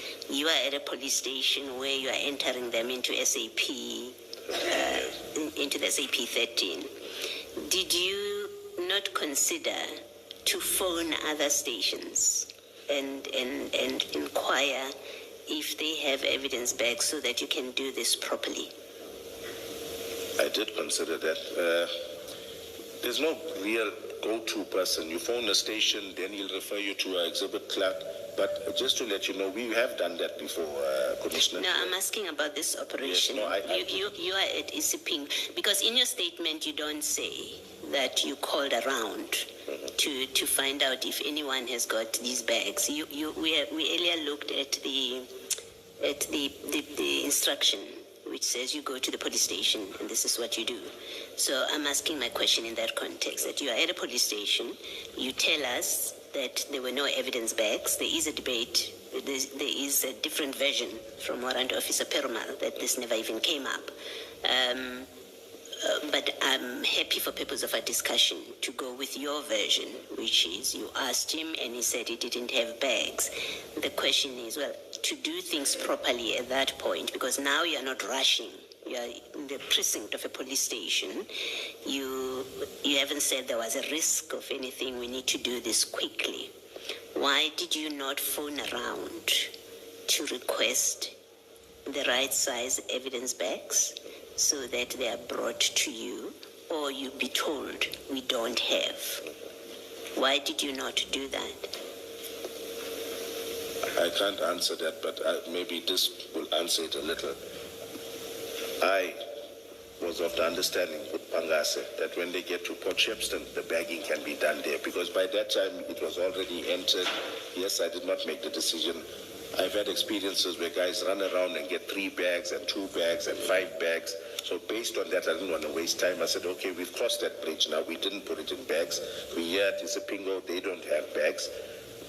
They don't have space. So now my next step, okay, the brigadier has chosen Port Shepstone, and I discussed with Pangas, when you get to Port Shepstone, make sure you put it in bags, enter it in a 13 at Port Shepstone station. You did that well knowing and understanding that you should be begging them at ICYMI.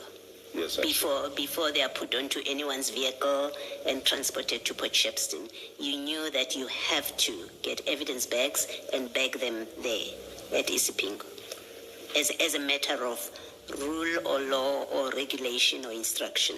They had to be bagged there.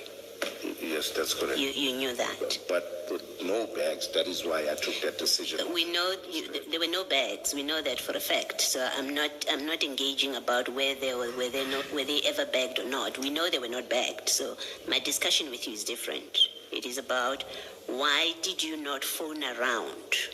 I think you explained earlier why it is important that they are bagged, right? You have explained the importance of it.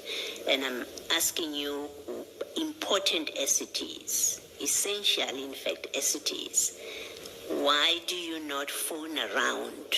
Because you're not rushing anywhere at that point. There is no risk of attack.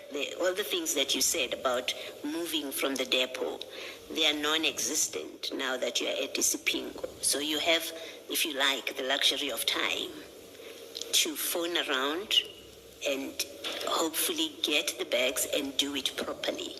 You did not do that. You did not do that. I didn't do it. It's time consuming as well. Yeah, but you can't. No, I think it's worse. I think stop there. Do not say it's time consuming, because it gets worse with that explanation. You did not. You did not call around. I did not. Okay, and you accept you should have. National instruction requires you to bag these things there. You accept you should have found out if you can get the bags elsewhere before you transported them unbagged. Yes, I conceive. Okay. In your relating to that, in your statement, and here I want to understand the process. You arrived at ICYMI police station. You went into the police station to find the exhibit clerk. I think that's what you say.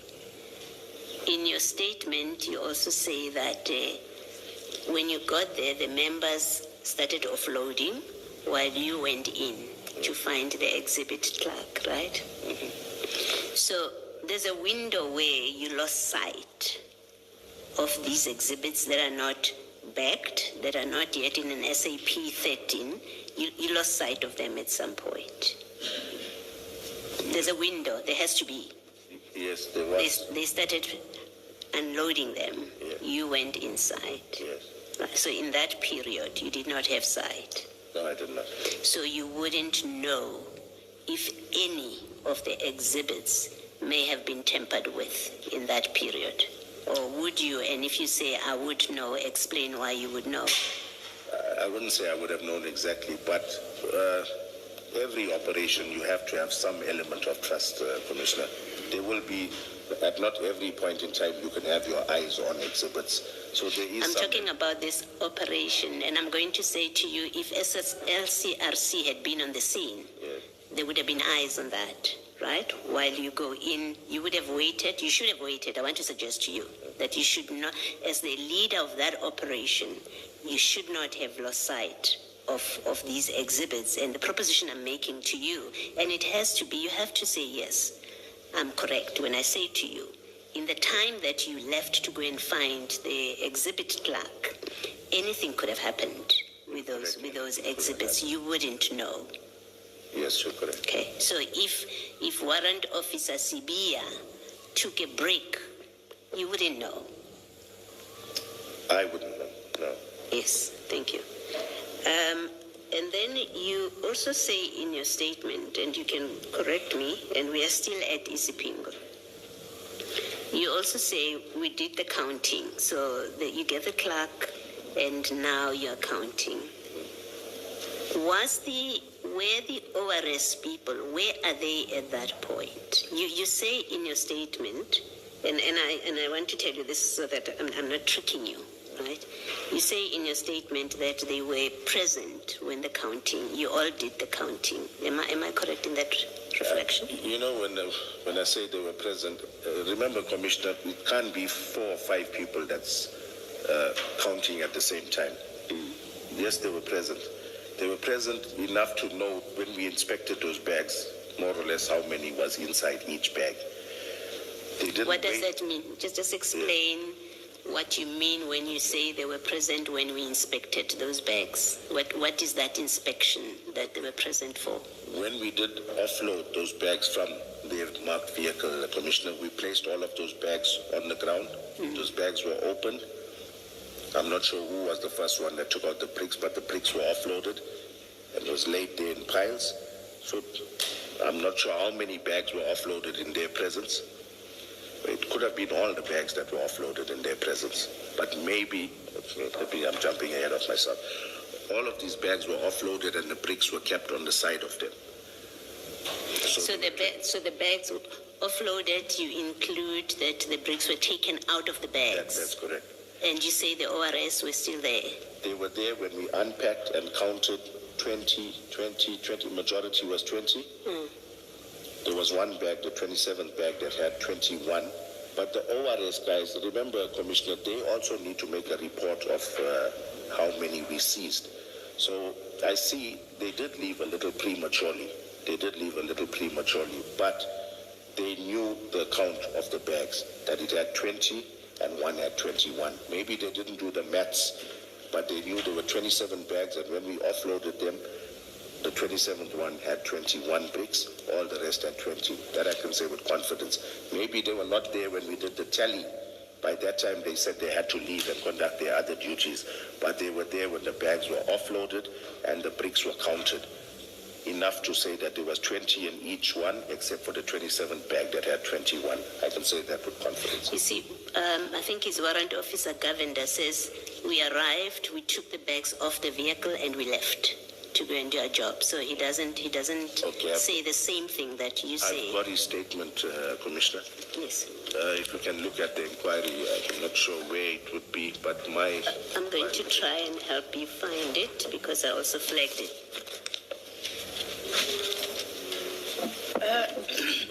Whose statement are we looking for? Looking for the Governor.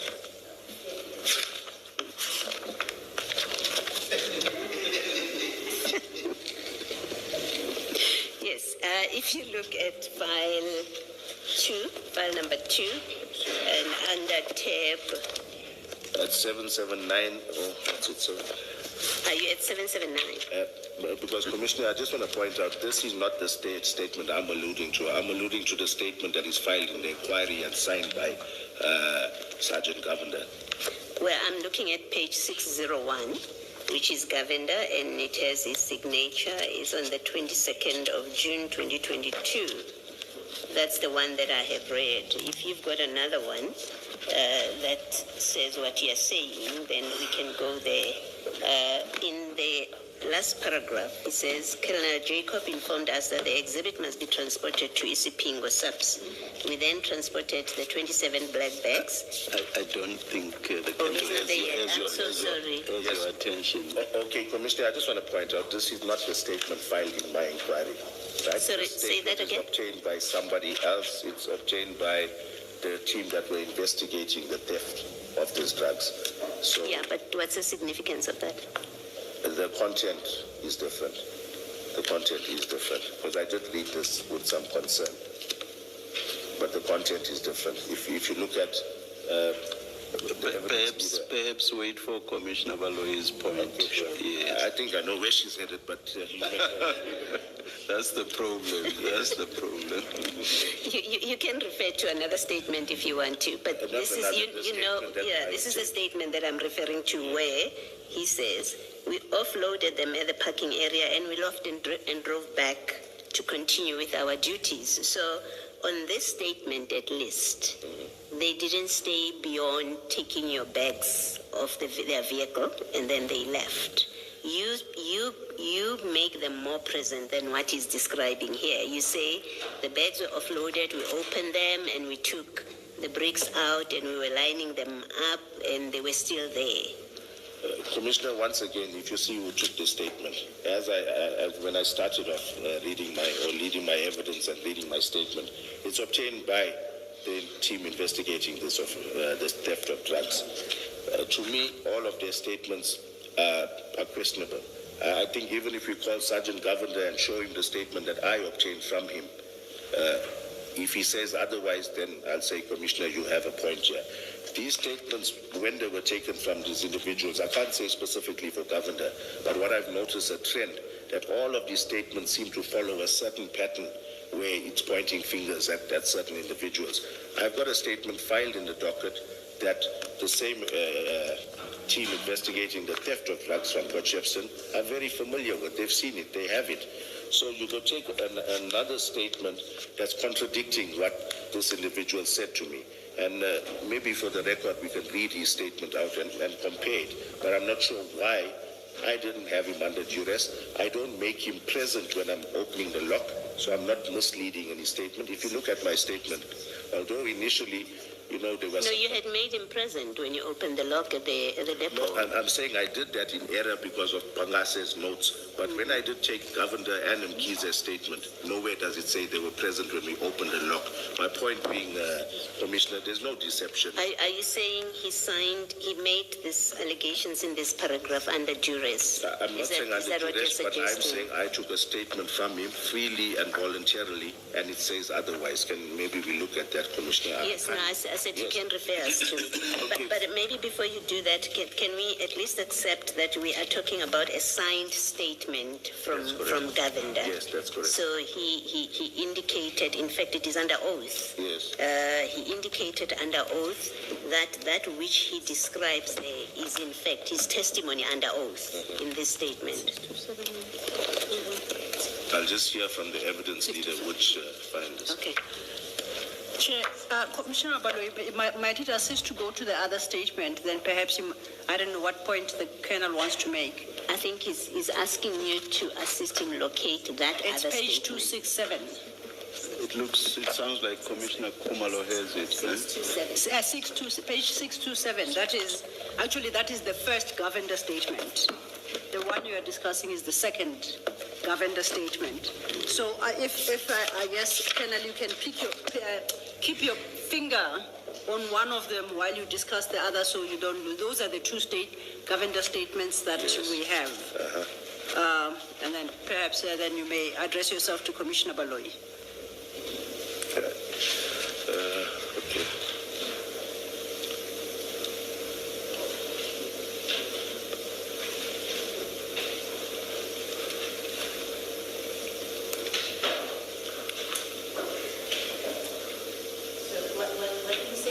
Listening? Okay. Commissioner, may I read paragraph 5 of page 627? Yes, you may. Sergeant Mkize and I, together with other DPCI members, transferred these black bags from the container into a H1 marked state vehicle that I was driving. I counted 27 such bags. We were escorted by Lieutenant Colonel Jacob and his team to Isipingo SAP, where we assisted in offloading the black bags. The DPCI members were busy counting the yellow and black bricks of suspected cocaine when we left the scene. From my observations, each bag contained approximately 20 such bricks. We then left the scene and proceeded with our normal duties. Yes, and you say that says what?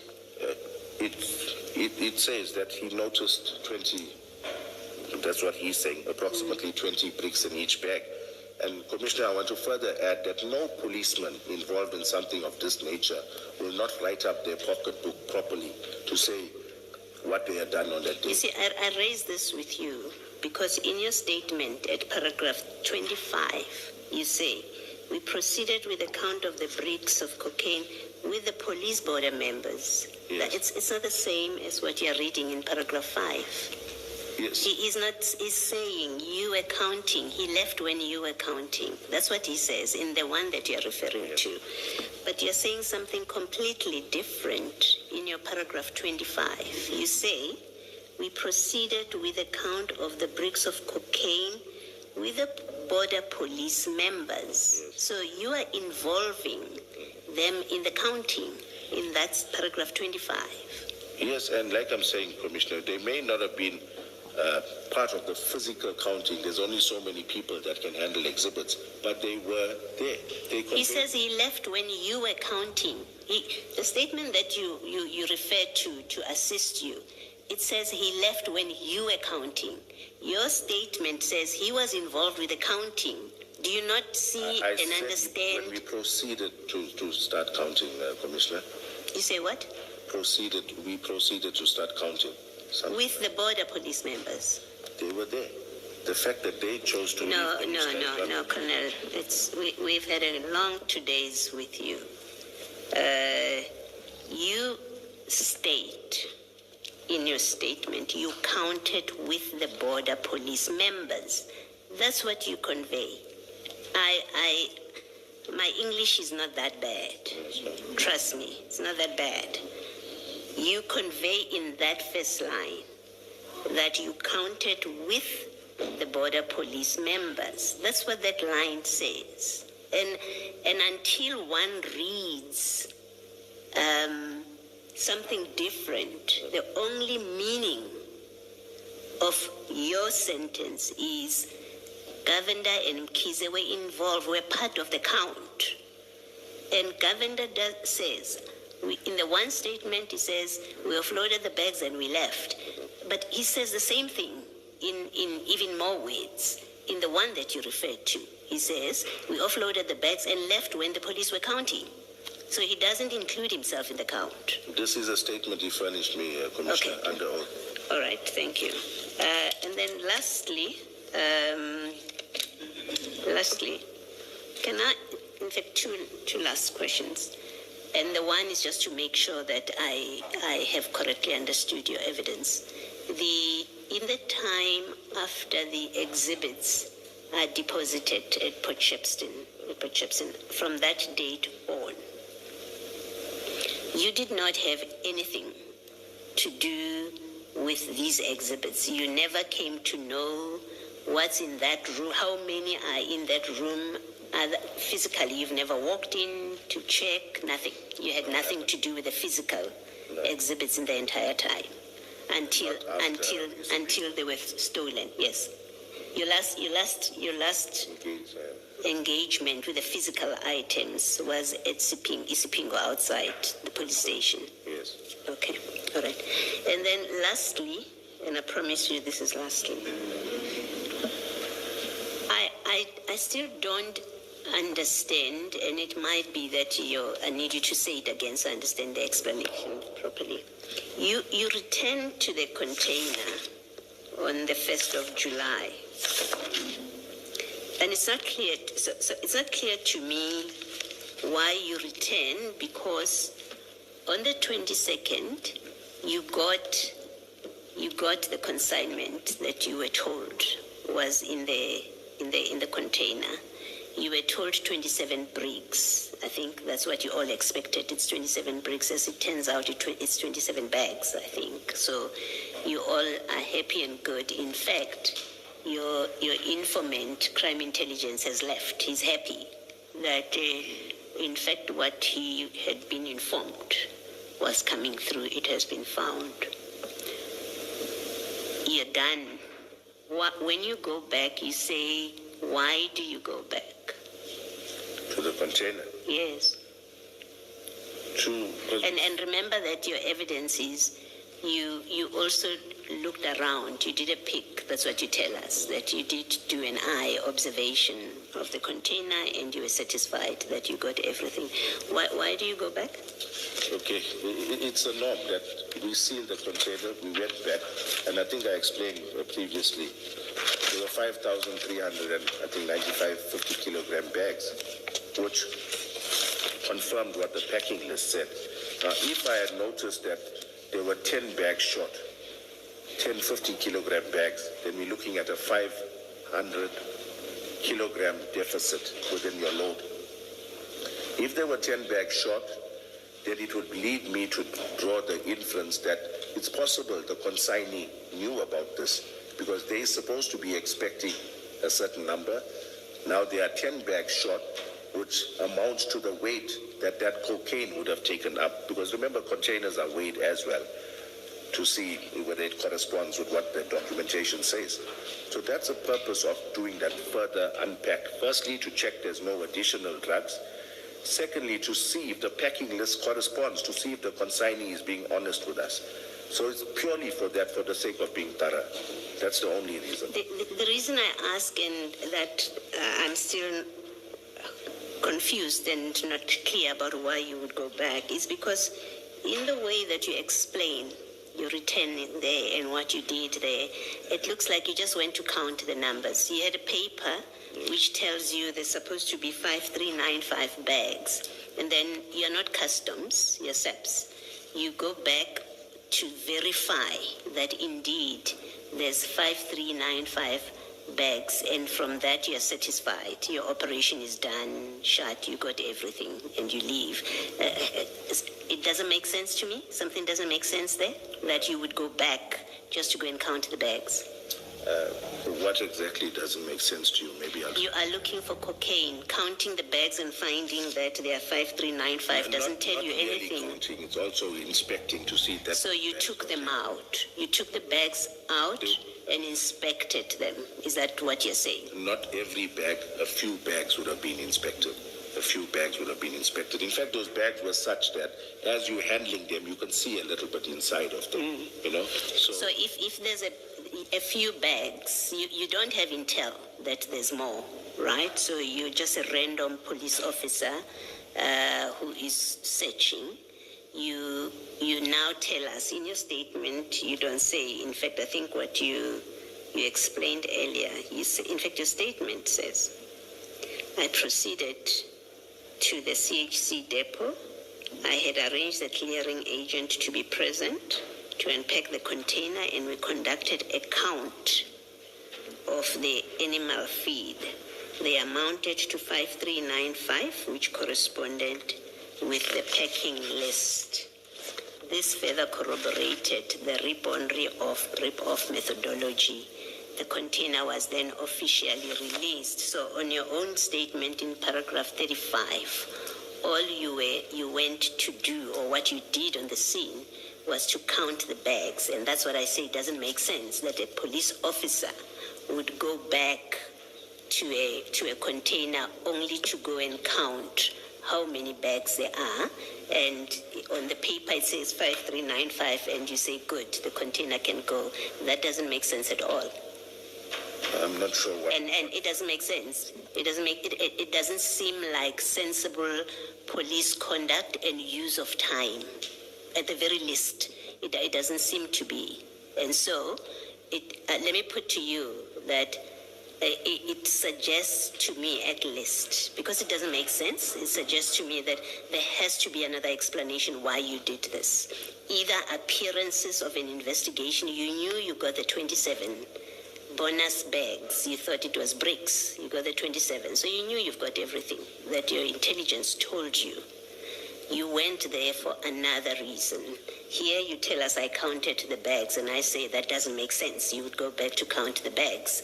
And then I want to suggest to you that at best, on the most charitable possible explanation, you went back for appearances of conducting an investigation when in fact there was actually no investigation you were conducting. These drugs were always destined to be stolen, and you knew that. You knew there's a plot about these drugs, and now you were just going through the motions so that you can show up a diary and say, see, we were doing an investigation, we were serious about this. That's what I suggest it looks like to me. Commissioner, it's the norm in every rip-on, rip-off load to do what I had done. So if that's your insinuation with regards to me, then I think I won't take it personally. I would assume you'll have the same yes. stance on that. I'm saying that's what it looks like to me. But I'm saying to you, it's the norm. It's Okay. the norm. Keep in mind, we don't have evidence here of other instances. If you want, you can file an affidavit with the evidence leaders, which gives us all the other instances, a supported affidavit, where that is the practice. Right now, I'm working off what you have told us in your statement, why you went back. And it doesn't make sense to me what you say in the statement. And then I try and find an answer to the why would he go back? This doesn't make sense. What could be the real reason that he went back that he's not telling us? And I land at, given the facts of what happened here, from the time you first opened, in fact, from the time you called Sibia to come and join you, and you spoke to Nuswa and not your commander, and you made the decision, unsatisfactorily explained decision to move these exhibits from the depot to Isipingo, that you allowed these things to be moved without being bagged, without being sealed, to be transported to Port Shepstone. Your failure to act, to speak at the very least to your commander when he tells you that there was an attempted burglary. The sampling that doesn't make sense, that idea to sample and how it is conducted, that by telephone you tell Mpangase was a warrant officer to get a sample, send it to the lab. Your discussion with Tsedi about destroying these exhibits even before investigations are completed, the failure to invoke the authority of your superior to get you lab attention to deal with these exhibits, and finally your failure to even speak to him when you are told there was an attempted burglary, and you're excusing yourself by saying, well, it was his to deal with. He's my superior. I couldn't ask him to try and do something about it. All of that, all those facts and more that I'm listing to you suggest to me that any semblances, any appearances of investigation that are contained in this diary, that you and I agreed yesterday that it's actually on the face of it, not, we shouldn't take it at face value because it contains a reconstruction of facts after the event, a misrepresentation. It has dates of entries where we know the entry was not made on that day. We didn't know until you testified. So nothing that is here in that diary is reliable, and I'm suggesting to you that my view, the impression I have gained from this is these recorded investigations in the diary, and you're returning to that place on the day when there was no detention order. There was no detention order when there are rules about how you go about issuing an instruction to detain. You didn't do that.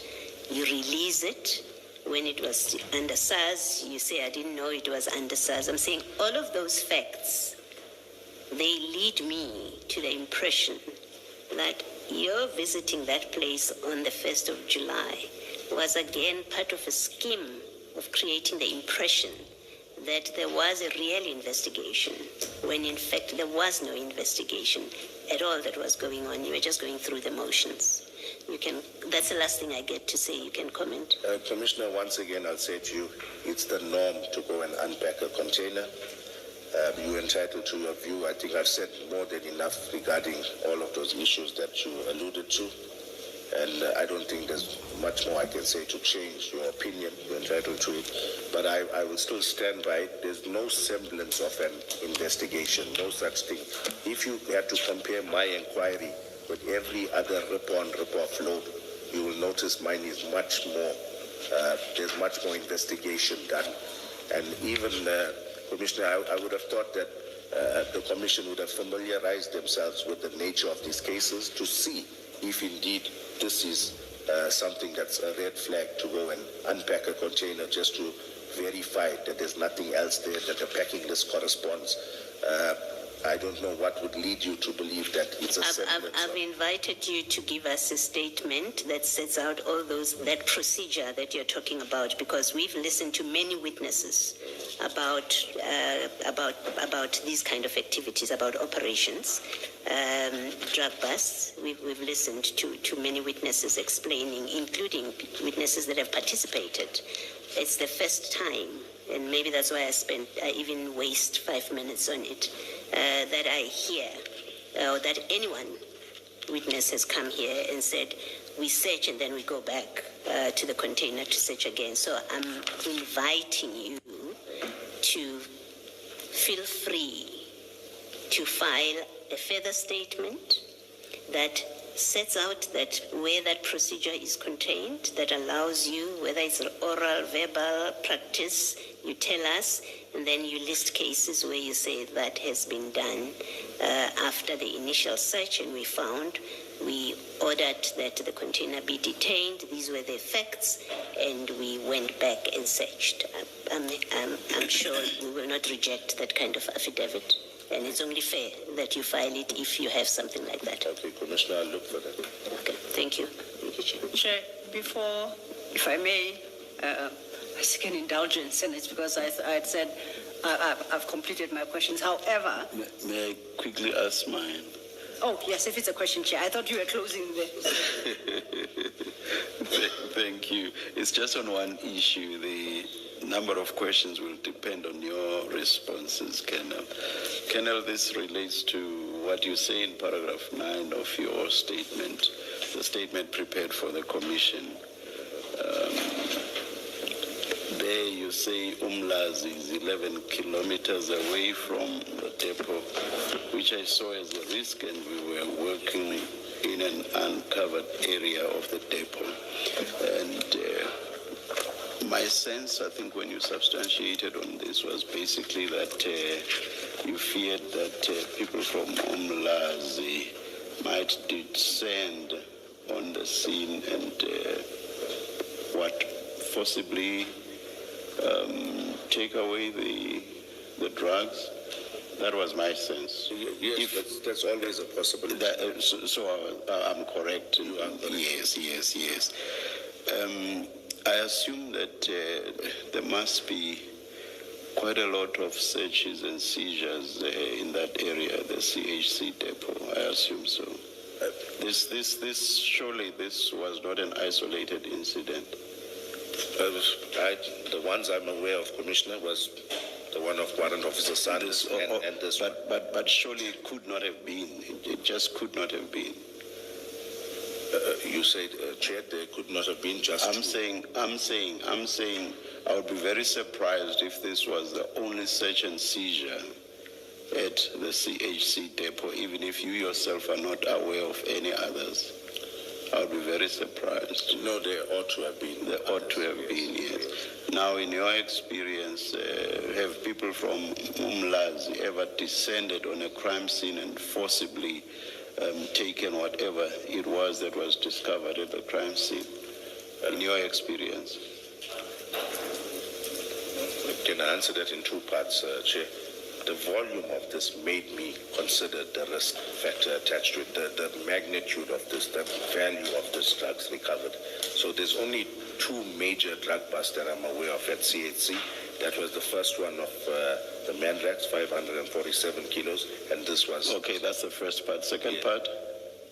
Yeah, so it's only two of those. So I'm saying you said you were going to answer my question in two parts. So the second part of answering me. Just repeat the question. I lost. Sorry. I lost my train of thought, Chair. Could you please? And I'm happy that I did not disturb you. You lost it on your own. All right, but that was not my question anyway. Yes. My question was, have people from Umlazi ever descended on a crime scene at the CHC depot? Not that I'm aware. And removed whatever it was that was discovered when a search and seizure was conducted? Not that I'm aware of, Chair. Okay. Now, so your fear was based purely on surmise. pure surmise. There's a township close by, and those people from the township just might come here and forcibly take this suspected cocaine from us. Mere surprise, people from the township, up on the hill. You know, I happen to know where Mlazi is. Commissioner, that's always a real concern of any policeman when you do a seizure of this nature. That's always a concern, your security issues. And we'd be fools to think that in every situation you are. Isn't there a residential area? I think there's a residential area before you go up and reach Mlazi, up at the top. Isn't there another residential area somewhere? It's bingo. Yes. Yeah, yes, there is. Yes. So you suspect the people from Mlazi and not the people from Ispingo? I'm not profiling, but it's known. It's a high-risk area, Chair. I'm saying every attack that ever happened, either on police for even people who deal in substances like cocaine, heroin, and all that are usually the so-called sophisticated people. So your fears and so on, and because part of your suspicion seems to be based on the quantity. Yes. So that must mean that you thought that the people from Umlazi just might get wind of the fact that there's this big bust here. That's correct, Chair. That's true of the people in Isipingo as well. And as I say, the so-called more sophisticated-looking people are, by and large, the people that are involved in this sort of thing. Or am I also profiling? Chair, what I would want to say, when all comes to light, at some point when arrests are made, I think then we all will be enlightened as to why my concerns were also a little valid. I won't go into depth.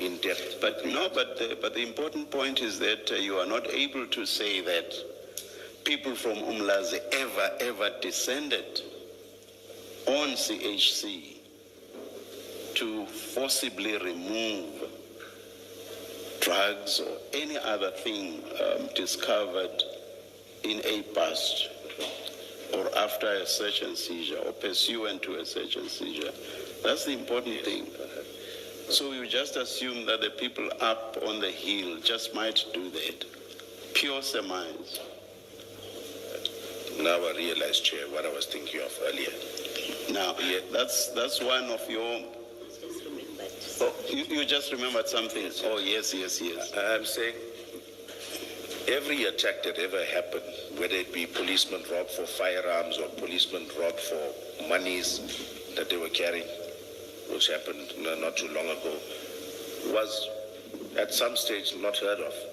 Every attack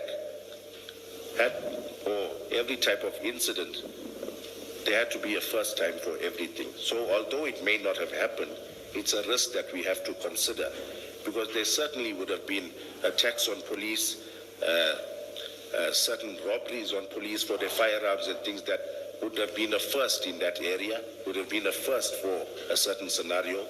So as much as it had not happened before, I can't say that there's no risk of it happening based on the value of those exhibits, and more especially, Chair, like I say, compounded by the fact that we didn't have enough exhibit bags.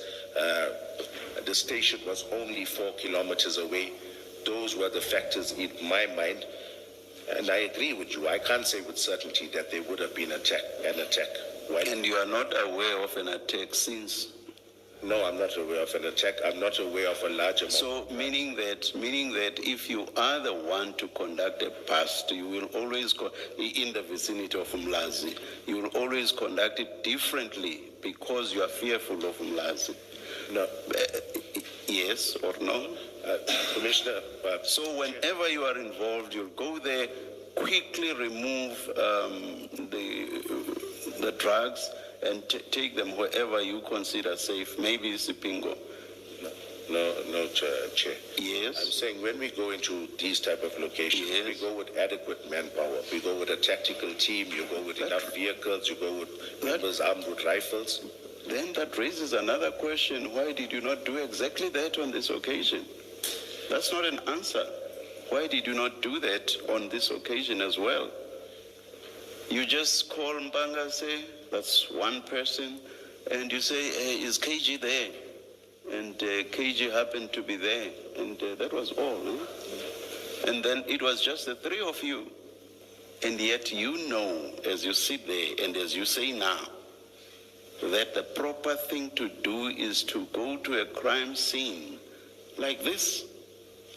You're not going to a crime scene involving maybe the theft of a case of beer.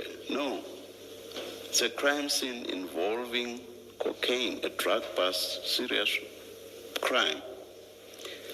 You do not go there with the necessary manpower. Did you have a reason for not doing so? Chair, I think if I was at the office, not I think, if I was at the office... Did you have a reason for not doing so? It's because I was on vacation leave, I didn't attend to it. What on earth does that mean?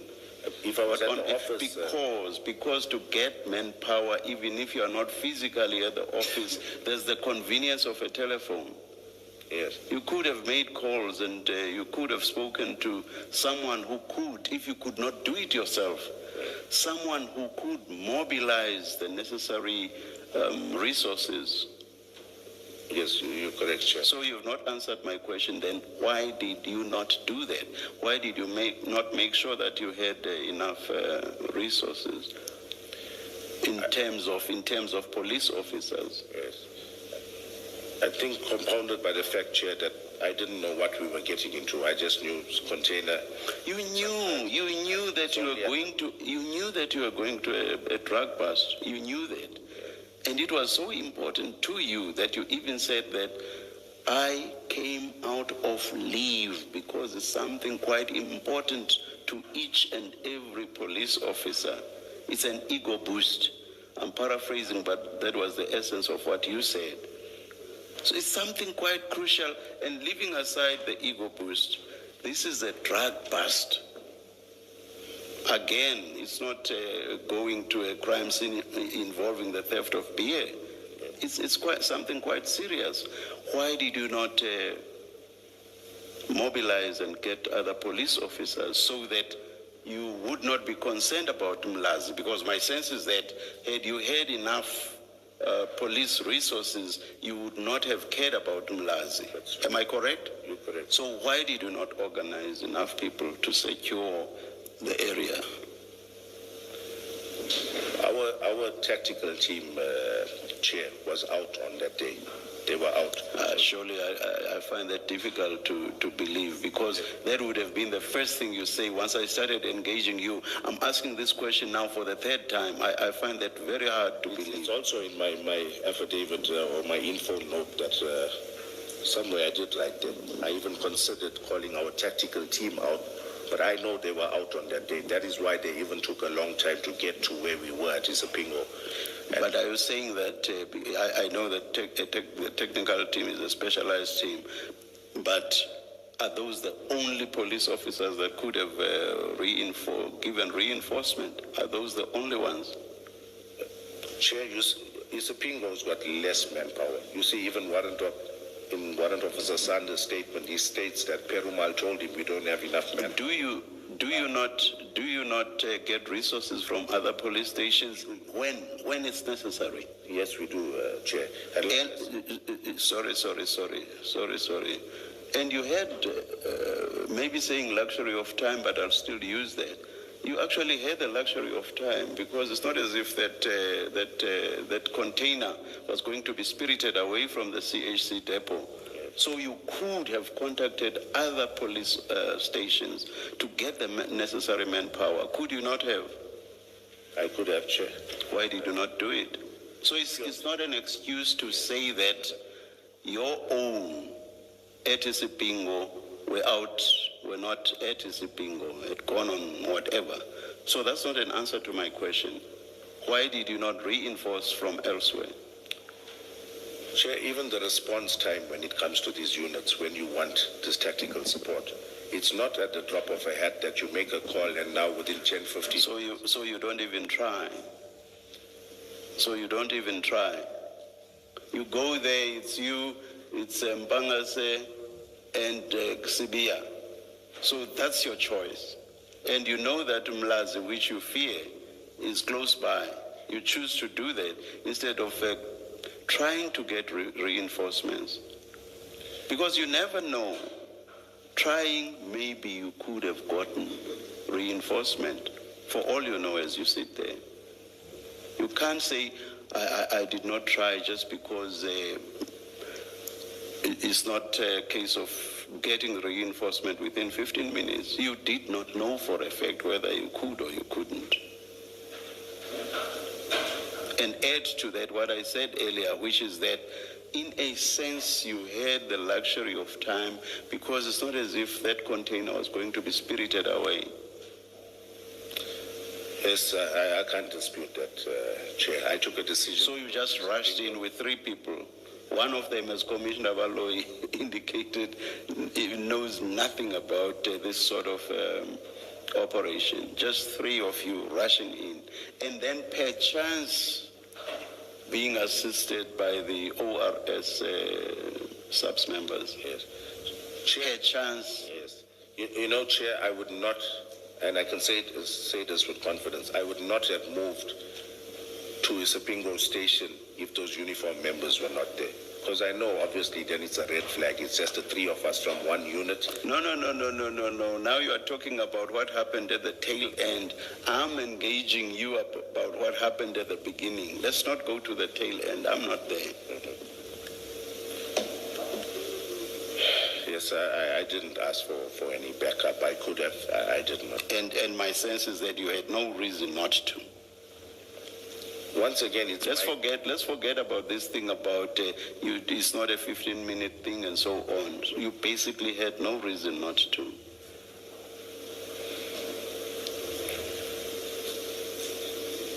It's the time issue. That's all I can say. Tell me about the time issue. Just that I know in experience, by the time you call a certain commander, then he directs you to somebody, then you phone that member, and then he mobilizes his guys.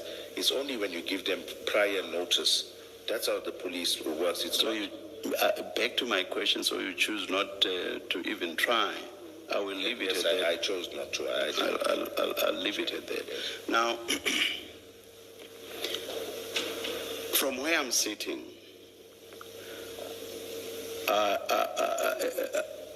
it seems to me that the Umlazi issue was not really an issue, because you either ought to have gotten reinforcement or tried to. And if it was to be an issue, it would only be an issue if you had tried and failed, and then you say, I'm here, there's Umlazi here, I fear Umlazi, then I must rush away. Otherwise, that situation that you are fearful of is self-created. Self-created in the sense that you have not taken necessary steps to ensure that you have reinforcement. Yes, I can accept. You accept that? Yes. All right. Now, what I want to add to this thing about the fear of Umlazi not making sense to me, what I want to add to that is this. Yesterday when I engaged you, you accepted that you could have had the container removed, because when you were engaged by Ms. Sildo today, you said you didn't have much space on the door side of the container. I think you said it was only 2 meters, and that was a lot of whatever it was behind. So just 2 meters from the doors of the container.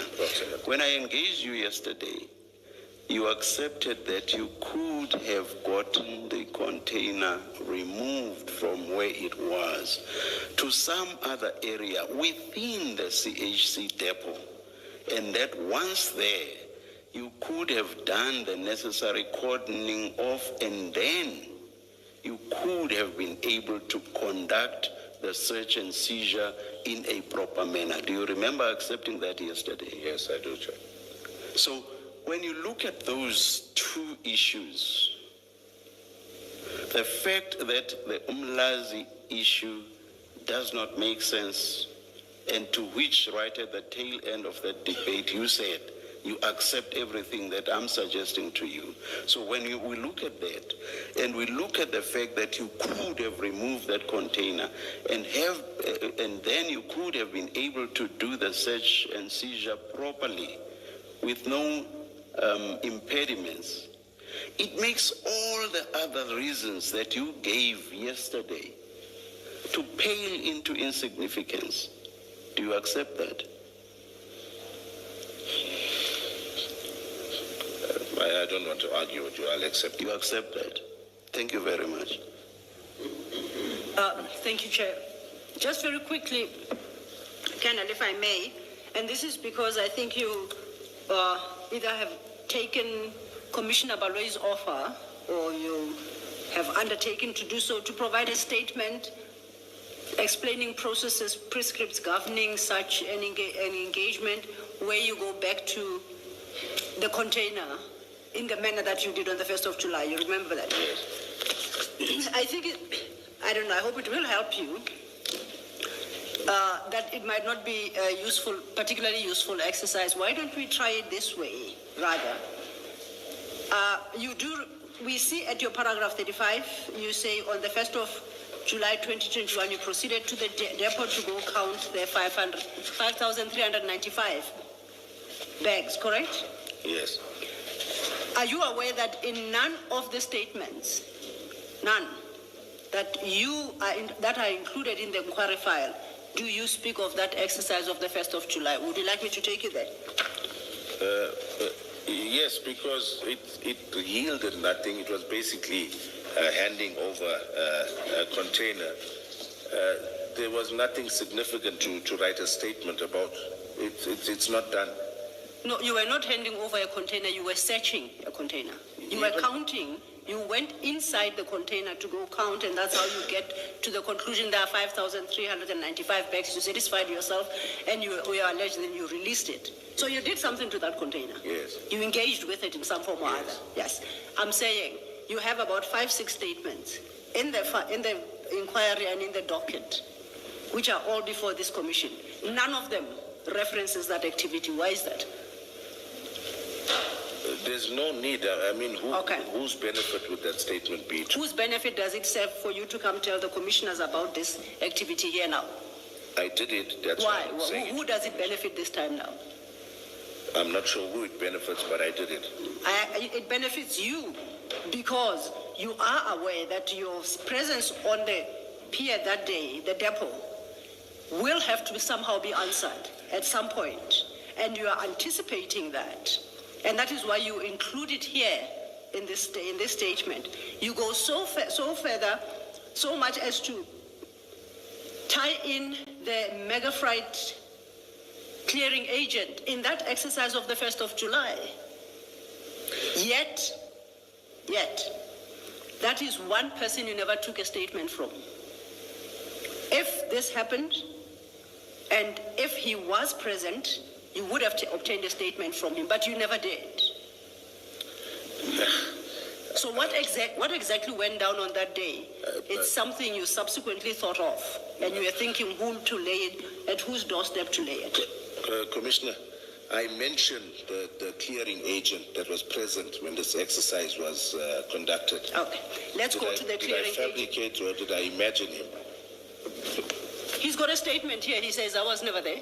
No, he was there. Okay, so he's not telling What does his statement say? Can you read it out? Okay, let's go to page 595. That's the first statement.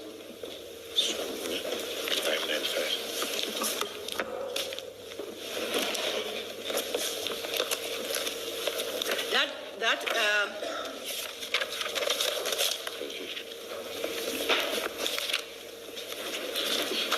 That statement at 595 is the first statement, an earlier one dated May 22. You see that? Yes. Yeah. And he doesn't reference that visit on the 1st of July, you see? Was he asked about it, Commissioner? I don't know. I didn't drop this statement. Then I can't answer. I'm saying he was there. The statement doesn't. But you never talk to asked him because he's not in your docket. He's I not in your didn't need a inquiry. statement from him. No, I don't agree with this, Commissioner. Okay. Yes. Now let's go to 654. Let's go to page 654.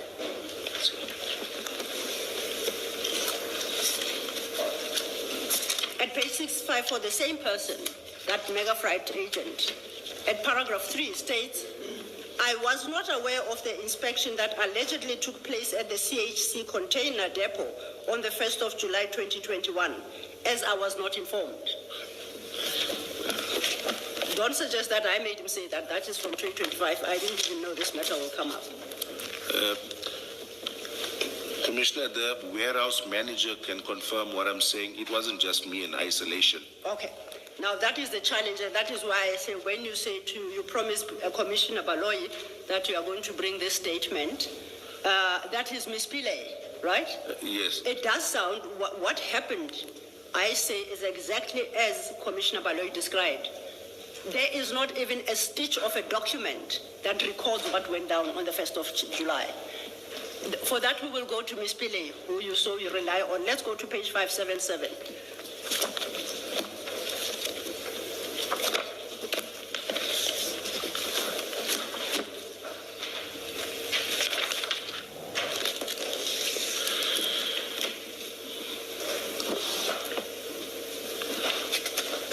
At 577 is Ms. Pillay's first statement. If you go to 578 at paragraph 7, she says on the 1st of July, these members were present. And an official from Mega Freight was present, and unnamed. This is dated the 6th of July, 2021. And this is a statement you took. But the statement you did not take is of that Mega Freight agent. You never took that statement. It's a fact. Yes, I did. Okay. Not. Yes. Now, if you go to 654. You confirm that you took this Pillay statement? Yes, it looks like I did. Okay. Let's go to 654. And it's Miss Pillay. No, sorry, 582, 582. 582. That's Miss Pillay's second statement. 582. If you look at that statement at 583, that's of the 13th May 2022. Less than a year later. Yes. And in this statement, she says, it's a further statement. She references the one we just went through.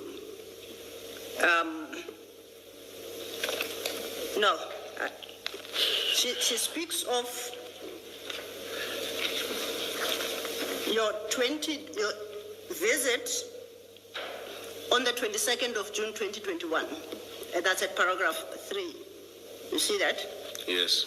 And then she doesn't reference your visit of 1st July. Once again, this statement is taken by somebody from the investigation team. Was she even canvassed about the 1st of July? I'll take that to be a rhetorical question. Huh? You're not asking me that. I am saying, in fact, I think there is a third yet statement by Ms. Pillay. I will locate it. But in the interim, I want us to go to the investigation diary. In your investigation diary, starting at page 800, this is the entry you made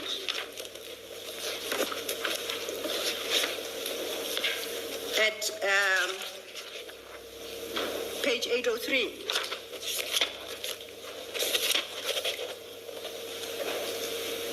You at the bottom of page 803, against the date 1st July 2021, second point, you have listed them there. You say first, you say you went with Mbangase and Sibia. Second, Team Flower Day of Mega Freight present. Yes. That's what you note. That's what I know. But that's the one person you still don't get. I didn't need Yes. a statement from him, yes. And gets back to the issue we discussed in the morning at 8:04. You say at 7, container resealed. You even claim you resealed the container here. That's the third seal I said I'm looking for. Yes. And you couldn't explain where that seal is. But your investigation diary suggests that you actually resealed that container. Yes. Which is not true. If I wrote the container was resealed, it would have been resealed. I ask where, in all your statements and all these statements, even during your inquiry, you consistently provide two seal numbers. The original seal number of the container as you broke it on the 22nd of June.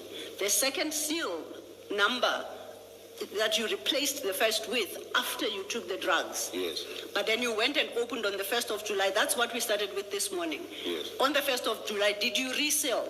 And it was Rick Marrow, you didn't remember, maybe you did. Then you, I think, eventually said, no, you did not seal because you are releasing the container. But your investigation diary suggests that you actually resealed.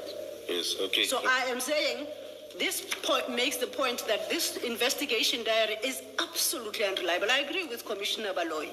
It's manufactured fact in all this diary, post-fact. No. And I'll tell you why I say it's manufactured as well. Let's page through it. Yesterday we discussed 24-hour inspection by your senior that you have at your page 803. And before, that's conducted by you. Thereafter, the next one is at page 807. That is by Nandal. I'm sorry if I mispronounced that. That is prompted by you, the investigating officer. Above it, 807. You have an entry on the 30th of July 2021. You say, Lieutenant Colonel Nandal said, inquiry for inspection. Then he inspects. Then you go further. At 808, there, once again it's you, inspecting officer, sir, midway. And then somebody here, the name is not clear, does an inspection. You said it was inspection by province. Okay? And beyond that, you never subjected this investigation diary to any inspection. You last subjected it to inspection, I shouldn't lie to you, on the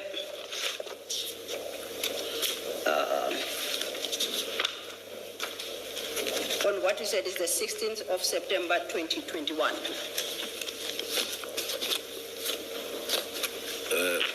Commissioner, I'm trying to understand what you want me to respond to. No, I'm saying this is not to be relied. This investigation diary is a fabrication. It's inconsistent with the evidence before us. I gave you the example of a seal. You say you resealed in this investigation diary, and you presented it on the basis that it contains notes contemporaneously made. Today, when you make a statement before this commission, you cannot address the question of the seal that you put on that container on the 1st of July.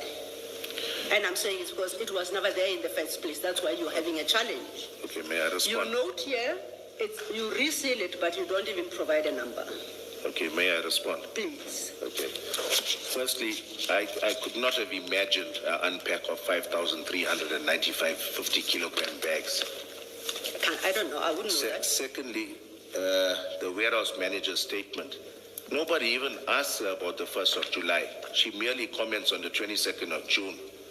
So how can we even consider that statement as a reflection of what transpired on the 1st of July? I did meet with this individual. I'm sure even if he's called or we check his phone records or find out, or even from the warehouse manager about whether this occurred, because remember, he had to come through with staff, with laborers, to physically unpack 5,395 bags. It couldn't have been me and two DPCI members that did that. They had done that.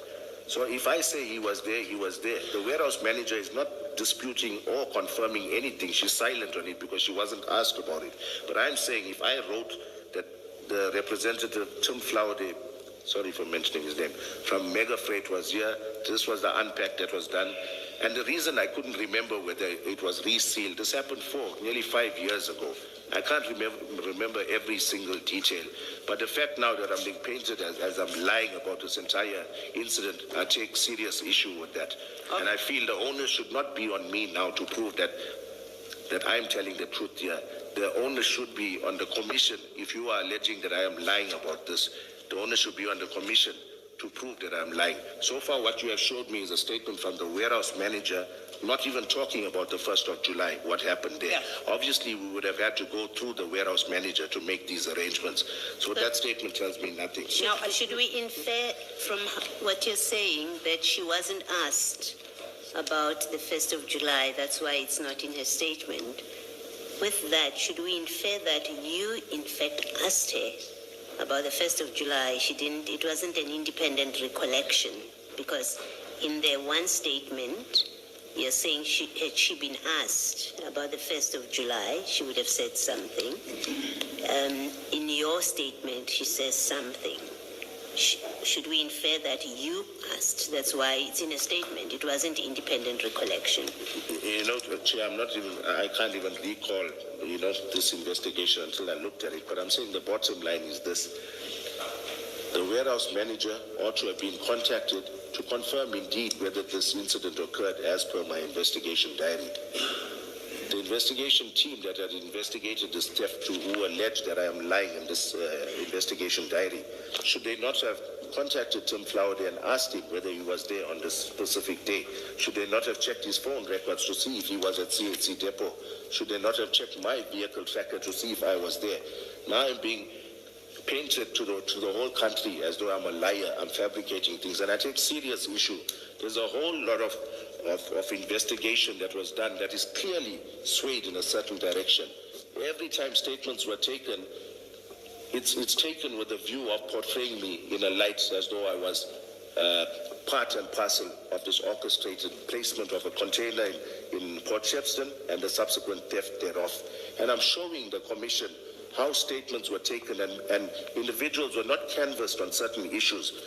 Now, we can't sit here today and I'm saying I was with a certain individual at a certain warehouse, and you take a statement from a warehouse manager and nobody sees fit to ask her, did indeed this incident occur on that date? But now I'm being told I'm lying. Maybe they did ask her, did you have any other engagement with Colonel Jacob after the 22nd? Maybe they did, we don't know. And that's why I asked the question, did you ask her about the 1st of June? Because clearly she didn't volunteer it. You say she should have been asked. I don't know, maybe they should have asked her, but she didn't volunteer it, so it's not in her statement. I guess I'm just now intervening to say, well, maybe let's not put it higher than that it's not in her statement, and we have no explanation why it's not in her statement. And because of that, we have to test what you're saying. That's how it works. We have material in front of us, and we test it against what you say happened. And all that is happening now is to say to you, but if you were there on the 1st of July, how come Ms. Pillay says nothing about it? How come the Mr. Flowerday, whose name has been mentioned, says nothing about it? They both say nothing about it, and the only place that Ms. Pillay says anything about the 1st of July is in the statement taken by you. It matters to inquire further about it. Why is it in just a statement? Is it because you prompted it? Because clearly it doesn't seem like she remembered it independently. Commissioner, I'm going to put this in layman's terms, right? If the commission is alleging that this never occurred, there's no such incident of an unpack and this representative of Mega Freight was not there, at least he should have been asked, did you attend or did you go for an unpack at CHC Container Depot on the 1st of July, 2021 or 21? And also, the warehouse manager Yes, I took a statement where I'm not sure how it came about, but yes, she talks about the 1st of July. So now it's the narrative of the commission that I somehow just fabricated this to cover my back. But should she not have been interviewed by an impartial or an objective party to ask her indeed on the 1st of July, was there such an incident? I'm sure something must be on the system. Mega Freight must have some sort of record of what transpired on that day. Now for today, to portray me to the country as though I'm lying, I fabricated this, it shoots down my entire credibility and integrity. And I feel this is an ambush because it did occur. Nobody asked these individuals, did you go to CHC on the 1st of July? But I'm being told now that it never happened because there's no such statement. Did anyone even try to obtain a statement? Assumptions. I do apologize for interrupting you. You are making assumptions that nobody went to ask her. It's a wrong assumption. And I'm going to show to you that she was in fact asked. So you can explain it away some other way, but don't say that nobody went to ask her to test the truth, the correctness of her first statement. For that, let's go to 607.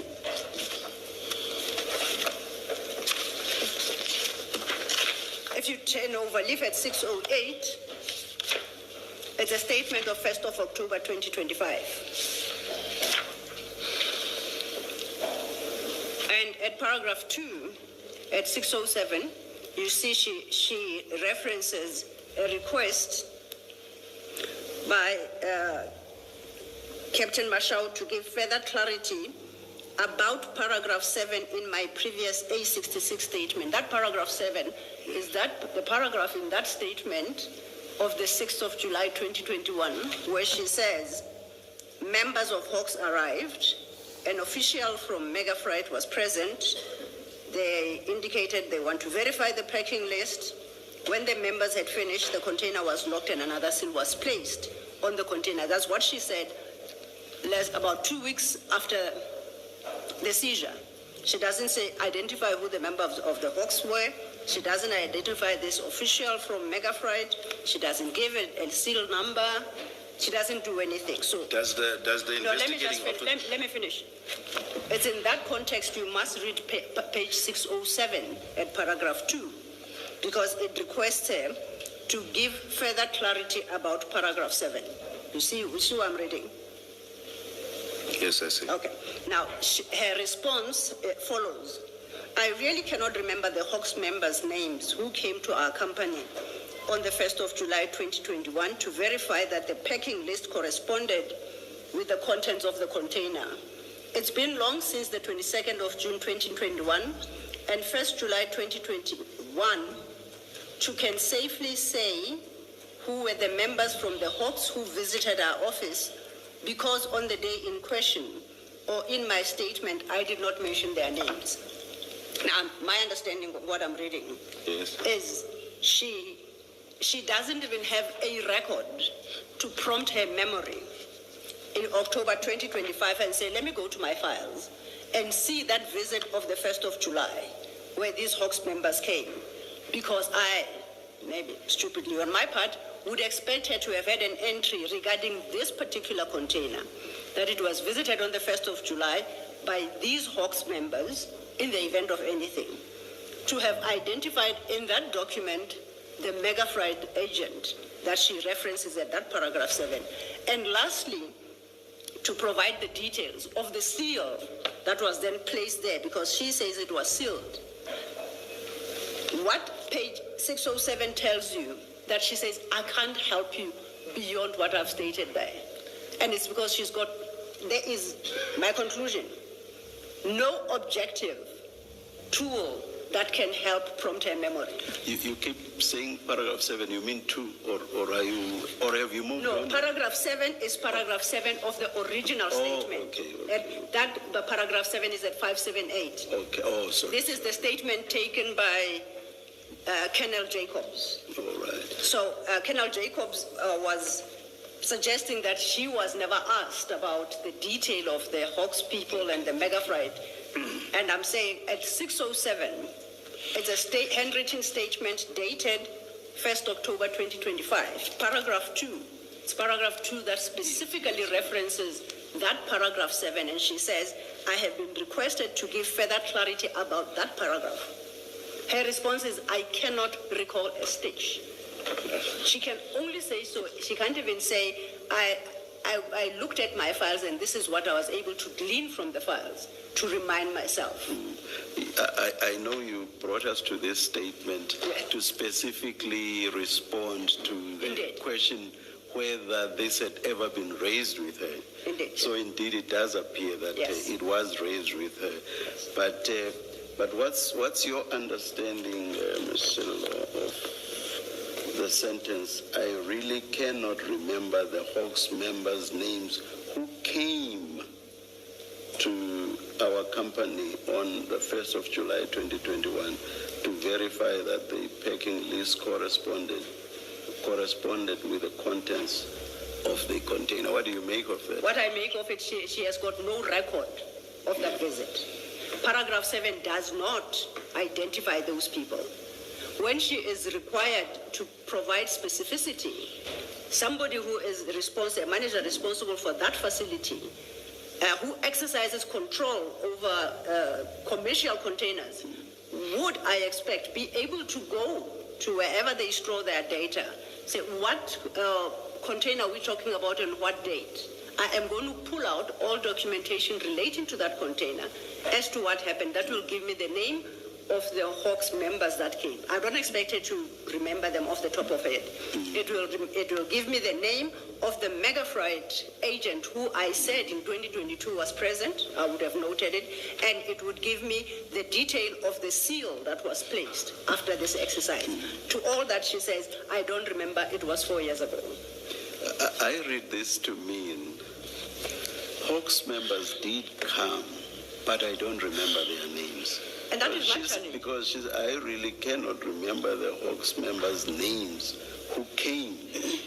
So Hawks members came, but it's just that I don't remember their names. And if that is what this indeed means, then it supports what the Colonel is saying. No, but about that visit. No, Chair. Also, Let me try my point again. yes. This is now part of the Port Shepstone burglary investigation. Yes. The investigator is chasing up on the statements that were in the inquiry file. It is the investigator that obtains this statement, says, I have received, amongst others, your statement you made in July 2021. Please provide me details regarding paragraph 7. Oh, okay. That is the request. Okay. She then files this statement, says, I cannot remember anything, but I say they did come. That's all she can say. And I say my challenge is the fact that she is an official agent does not even have a record to refer her to, because I take it she's in charge of other businesses, containers and property, that she can't even refer to a recorded entry that would help her identify those members who came, the Megafreight agent, and the seal that was placed. All this does is to confirm a very blunt statement that she made on the 6th of July. Commissioner Baloyi asked, so on the 6th, when she made the second statement, she has no independent recollection of this particular visit because she doesn't mention it in the second statement. She only mentions it in the statement that Colonel Jacob took. And that is what I would believe prompted the investigator in October 2025, since there are two statements. The one fact is missing from the second. Let me go to her and give her an opportunity to file a further one to clarify, and it takes the matter no further. But isn't this a criticism of her and not of the colonel? The fact that she doesn't have independent records. And in fact, it was not directed as to the colonel as such as a criticism. I am saying the inference I draw is the difficulty with what went down on the 1st of July 2021. Nobody seems to have an official record, notwithstanding the fact that Colonel Jacob's own diary says we resealed. But if you say, give me the details of the seal, nobody seems to have it. That is the criticism of what went down that day and what was recorded it is very poor, and it's what creates these difficulties. Before you ask your next question, Mr. Lo, may I just invite the Colonel to comment on the debate we've just had? Okay. Yes, Chair, I'm happy he does. Thank you, Chair. Once again, to the Commission, I think that you guys are obviously have the intellectual capacity to see what I'm saying now. Can you see who took... I'm laughing at the reference to us as guys. Chair, you can see who commissioned the statement, right? Who the statement was obtained by. Does anywhere in the statement they even ask this warehouse manager, did Mega Freight representative come to the warehouse? All the statement says is that she can't recall our names, but Hawks members came there. Nothing further. This is the quality, this is the string, the theme that runs throughout this entire investigation directed towards myself. Shoddy investigation, statements that are vague. This tells us nothing, but it seems to be the reason I'm being called out as a liar. This tells us nothing. Why couldn't someone approach the guy from Mega Freight himself, who I claim was there? And let's hear what he has to say about this. Nobody's canvassed him on that. It's a vague statement, and now I'm being painted as an untruthful or a liar. And like I'm saying, if commissioners, you can see the statement. What does it tell us? What sort of a statement is this? It talks to what I've been saying, that all this entire investigation, there's one central theme. They've already got a predetermined conclusion in mind, and every statement that has been taken, we don't expect statements of this quality from DPCI head office, statements of this quality. I may have messed up my crime scene, but if you look at my statements, I try and put some content into my statements. These statements here, especially investigating the theft of over 200 million rand worth of drugs, and now to tell the country that I am involved based on shoddy investigation like this, I'm just expressing my dissatisfaction. For the record, the agent was approached and he provided a statement. We dealt with it earlier.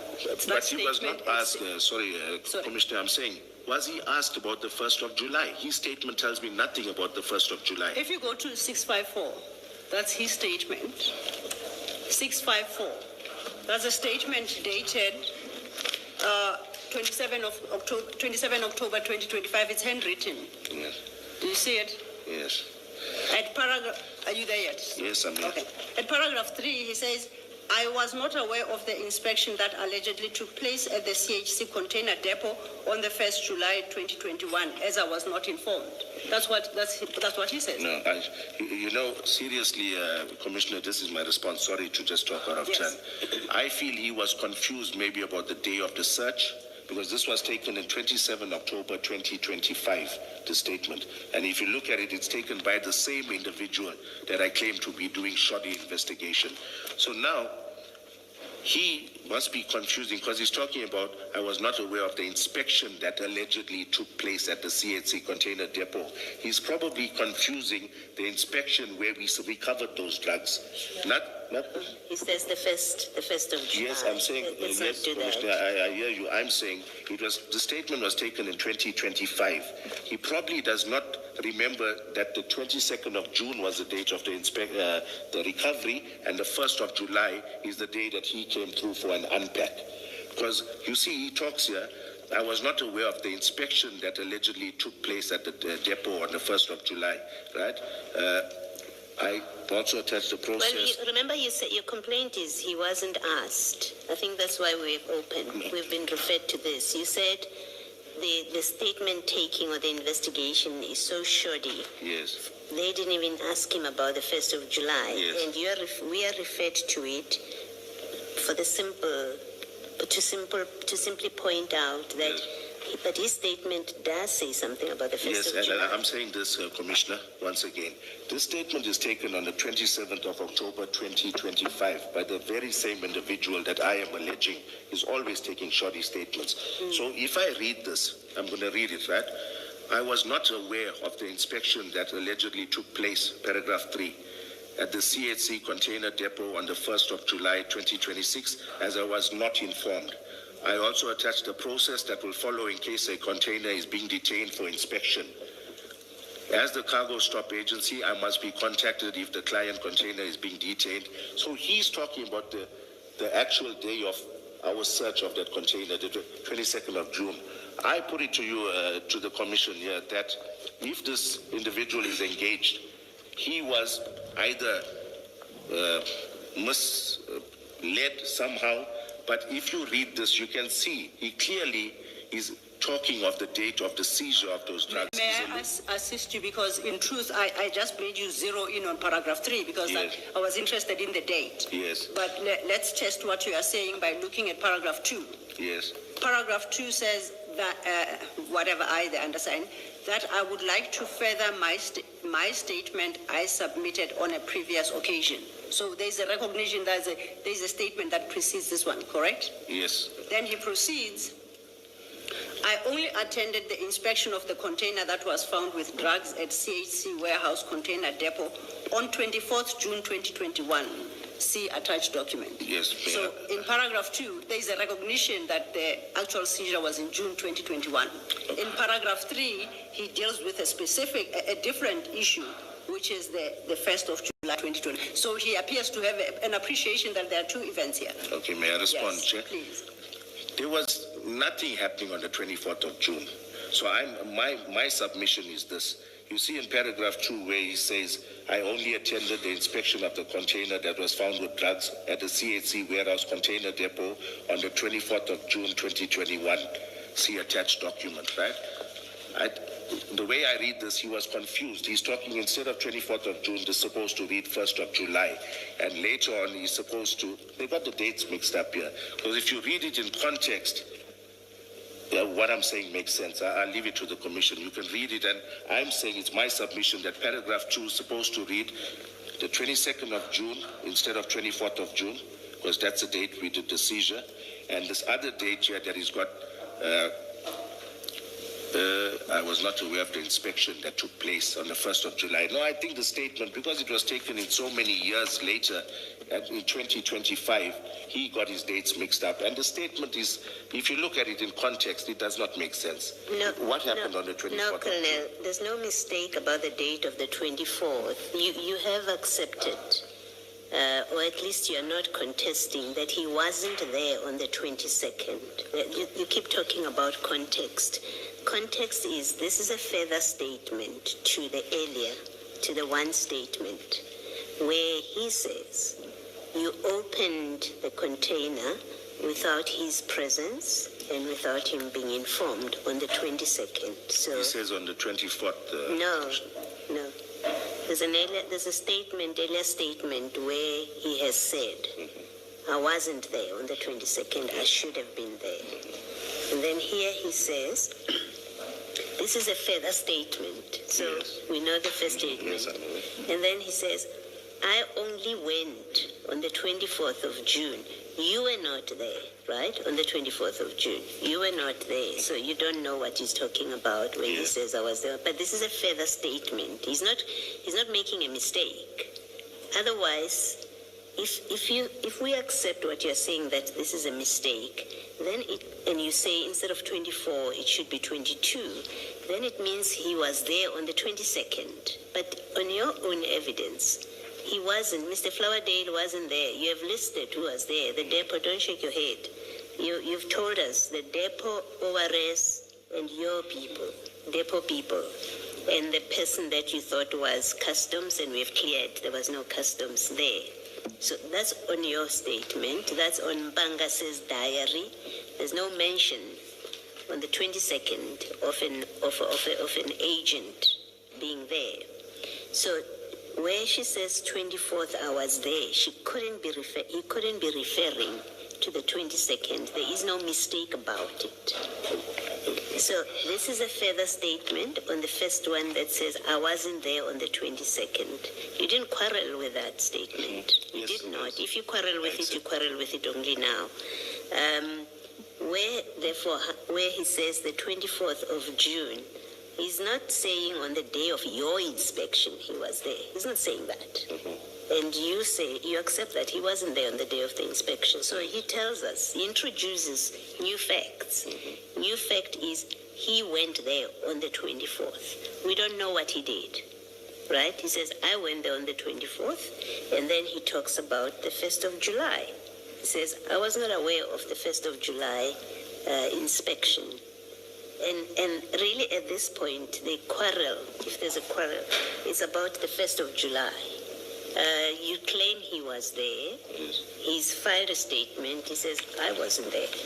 And I think we're at a point where the commission, it's not a question of interpreting the statement. I think the statement is very clear what it's conveying.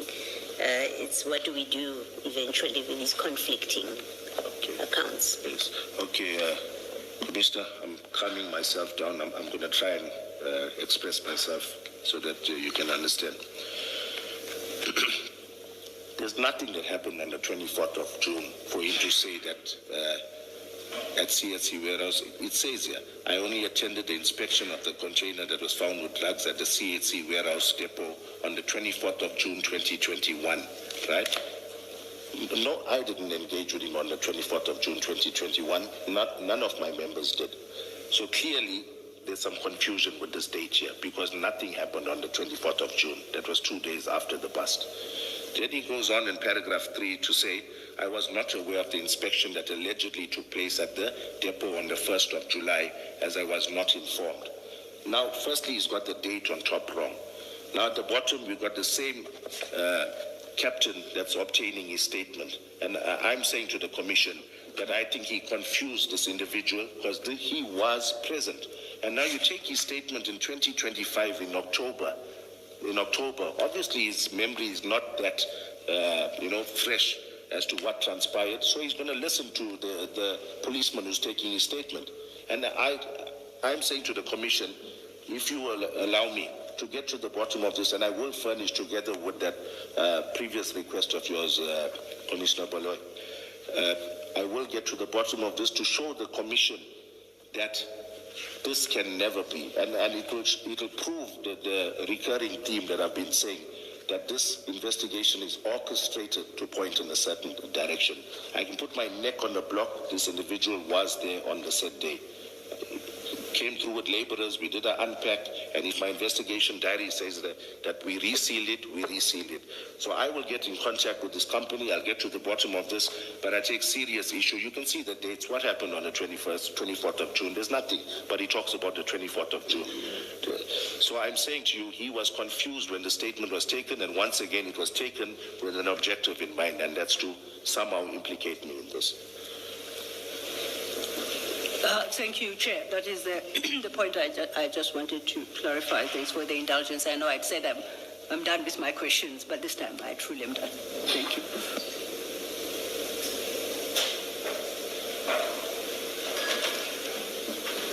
There's something I consider important and which I want to say. I want to tender an apology to the people of Umlazi. I meant to challenge the notion that they might descend on CHC depot to forcibly take the suspected cocaine.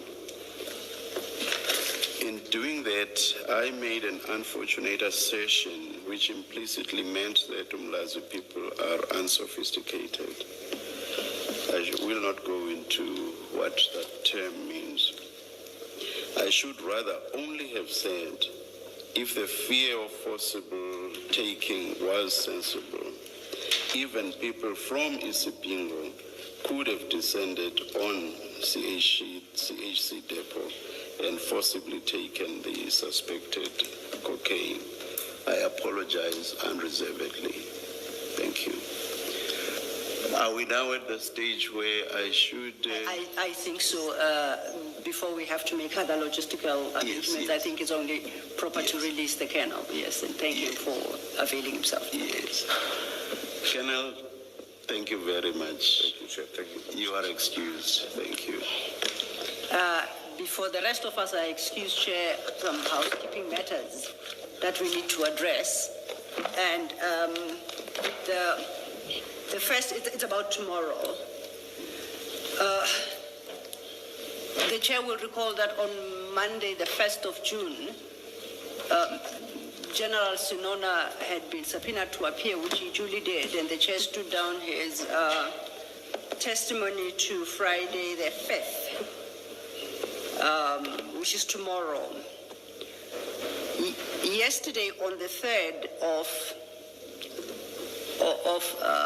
June, we received a communication from his attorneys advising that General Sinona's counsel is indisposed. She's taken ill, and she would not be able to attend tomorrow. The request had been for the commission to consider whether it could stand down Major General Sinona's testimony, as the letter states, to a later date in the week of the 8th of June, which is next week. The letter does make the point that General Sinona had been required to file his statement by the 2nd of June 2026, and it was done, and we as evidence leaders confirm the filing of the statement has been done. So what was outstanding was for him to appear tomorrow. If General Sinona appears tomorrow, it will only be after perhaps lunch, because we have another witness scheduled in the morning. And with the result that he will not finish, if he starts after lunch. So he would have to come back on a later date, possibly in that week of the 8th, to assure the commissioners that I happen to personally know the counsel that represents Major General Sinona. And I actually spoke to her on the phone. She had called me. And she did sound under the weather. She indicated that if the commission insists that General Sinona be heard tomorrow, she'll just push through and come to attend. But the request is, to the extent that it is possible, a postponement of the general's testimony is requested. The suggestion here is to any date in the week of the 8th. Otherwise, we leave it in the Commission's hands. Thank you, Chair. Thank you, Ms. Silo. The hearing of the evidence of General Sinona is postponed to a date to be determined during the week of the 8th of June 2026. Yes, or such later date as the Commission will determine. Yes. Or maybe let me just recall that. The hearing of the evidence of General Sinona is postponed to a date to be determined. Thank you, Chair. Secondly, insofar then as the rest of the witnesses are concerned, we're ready to resume at 9:30 tomorrow morning with the next witness. Thank you. Let's adjourn and resume at 9:30 tomorrow.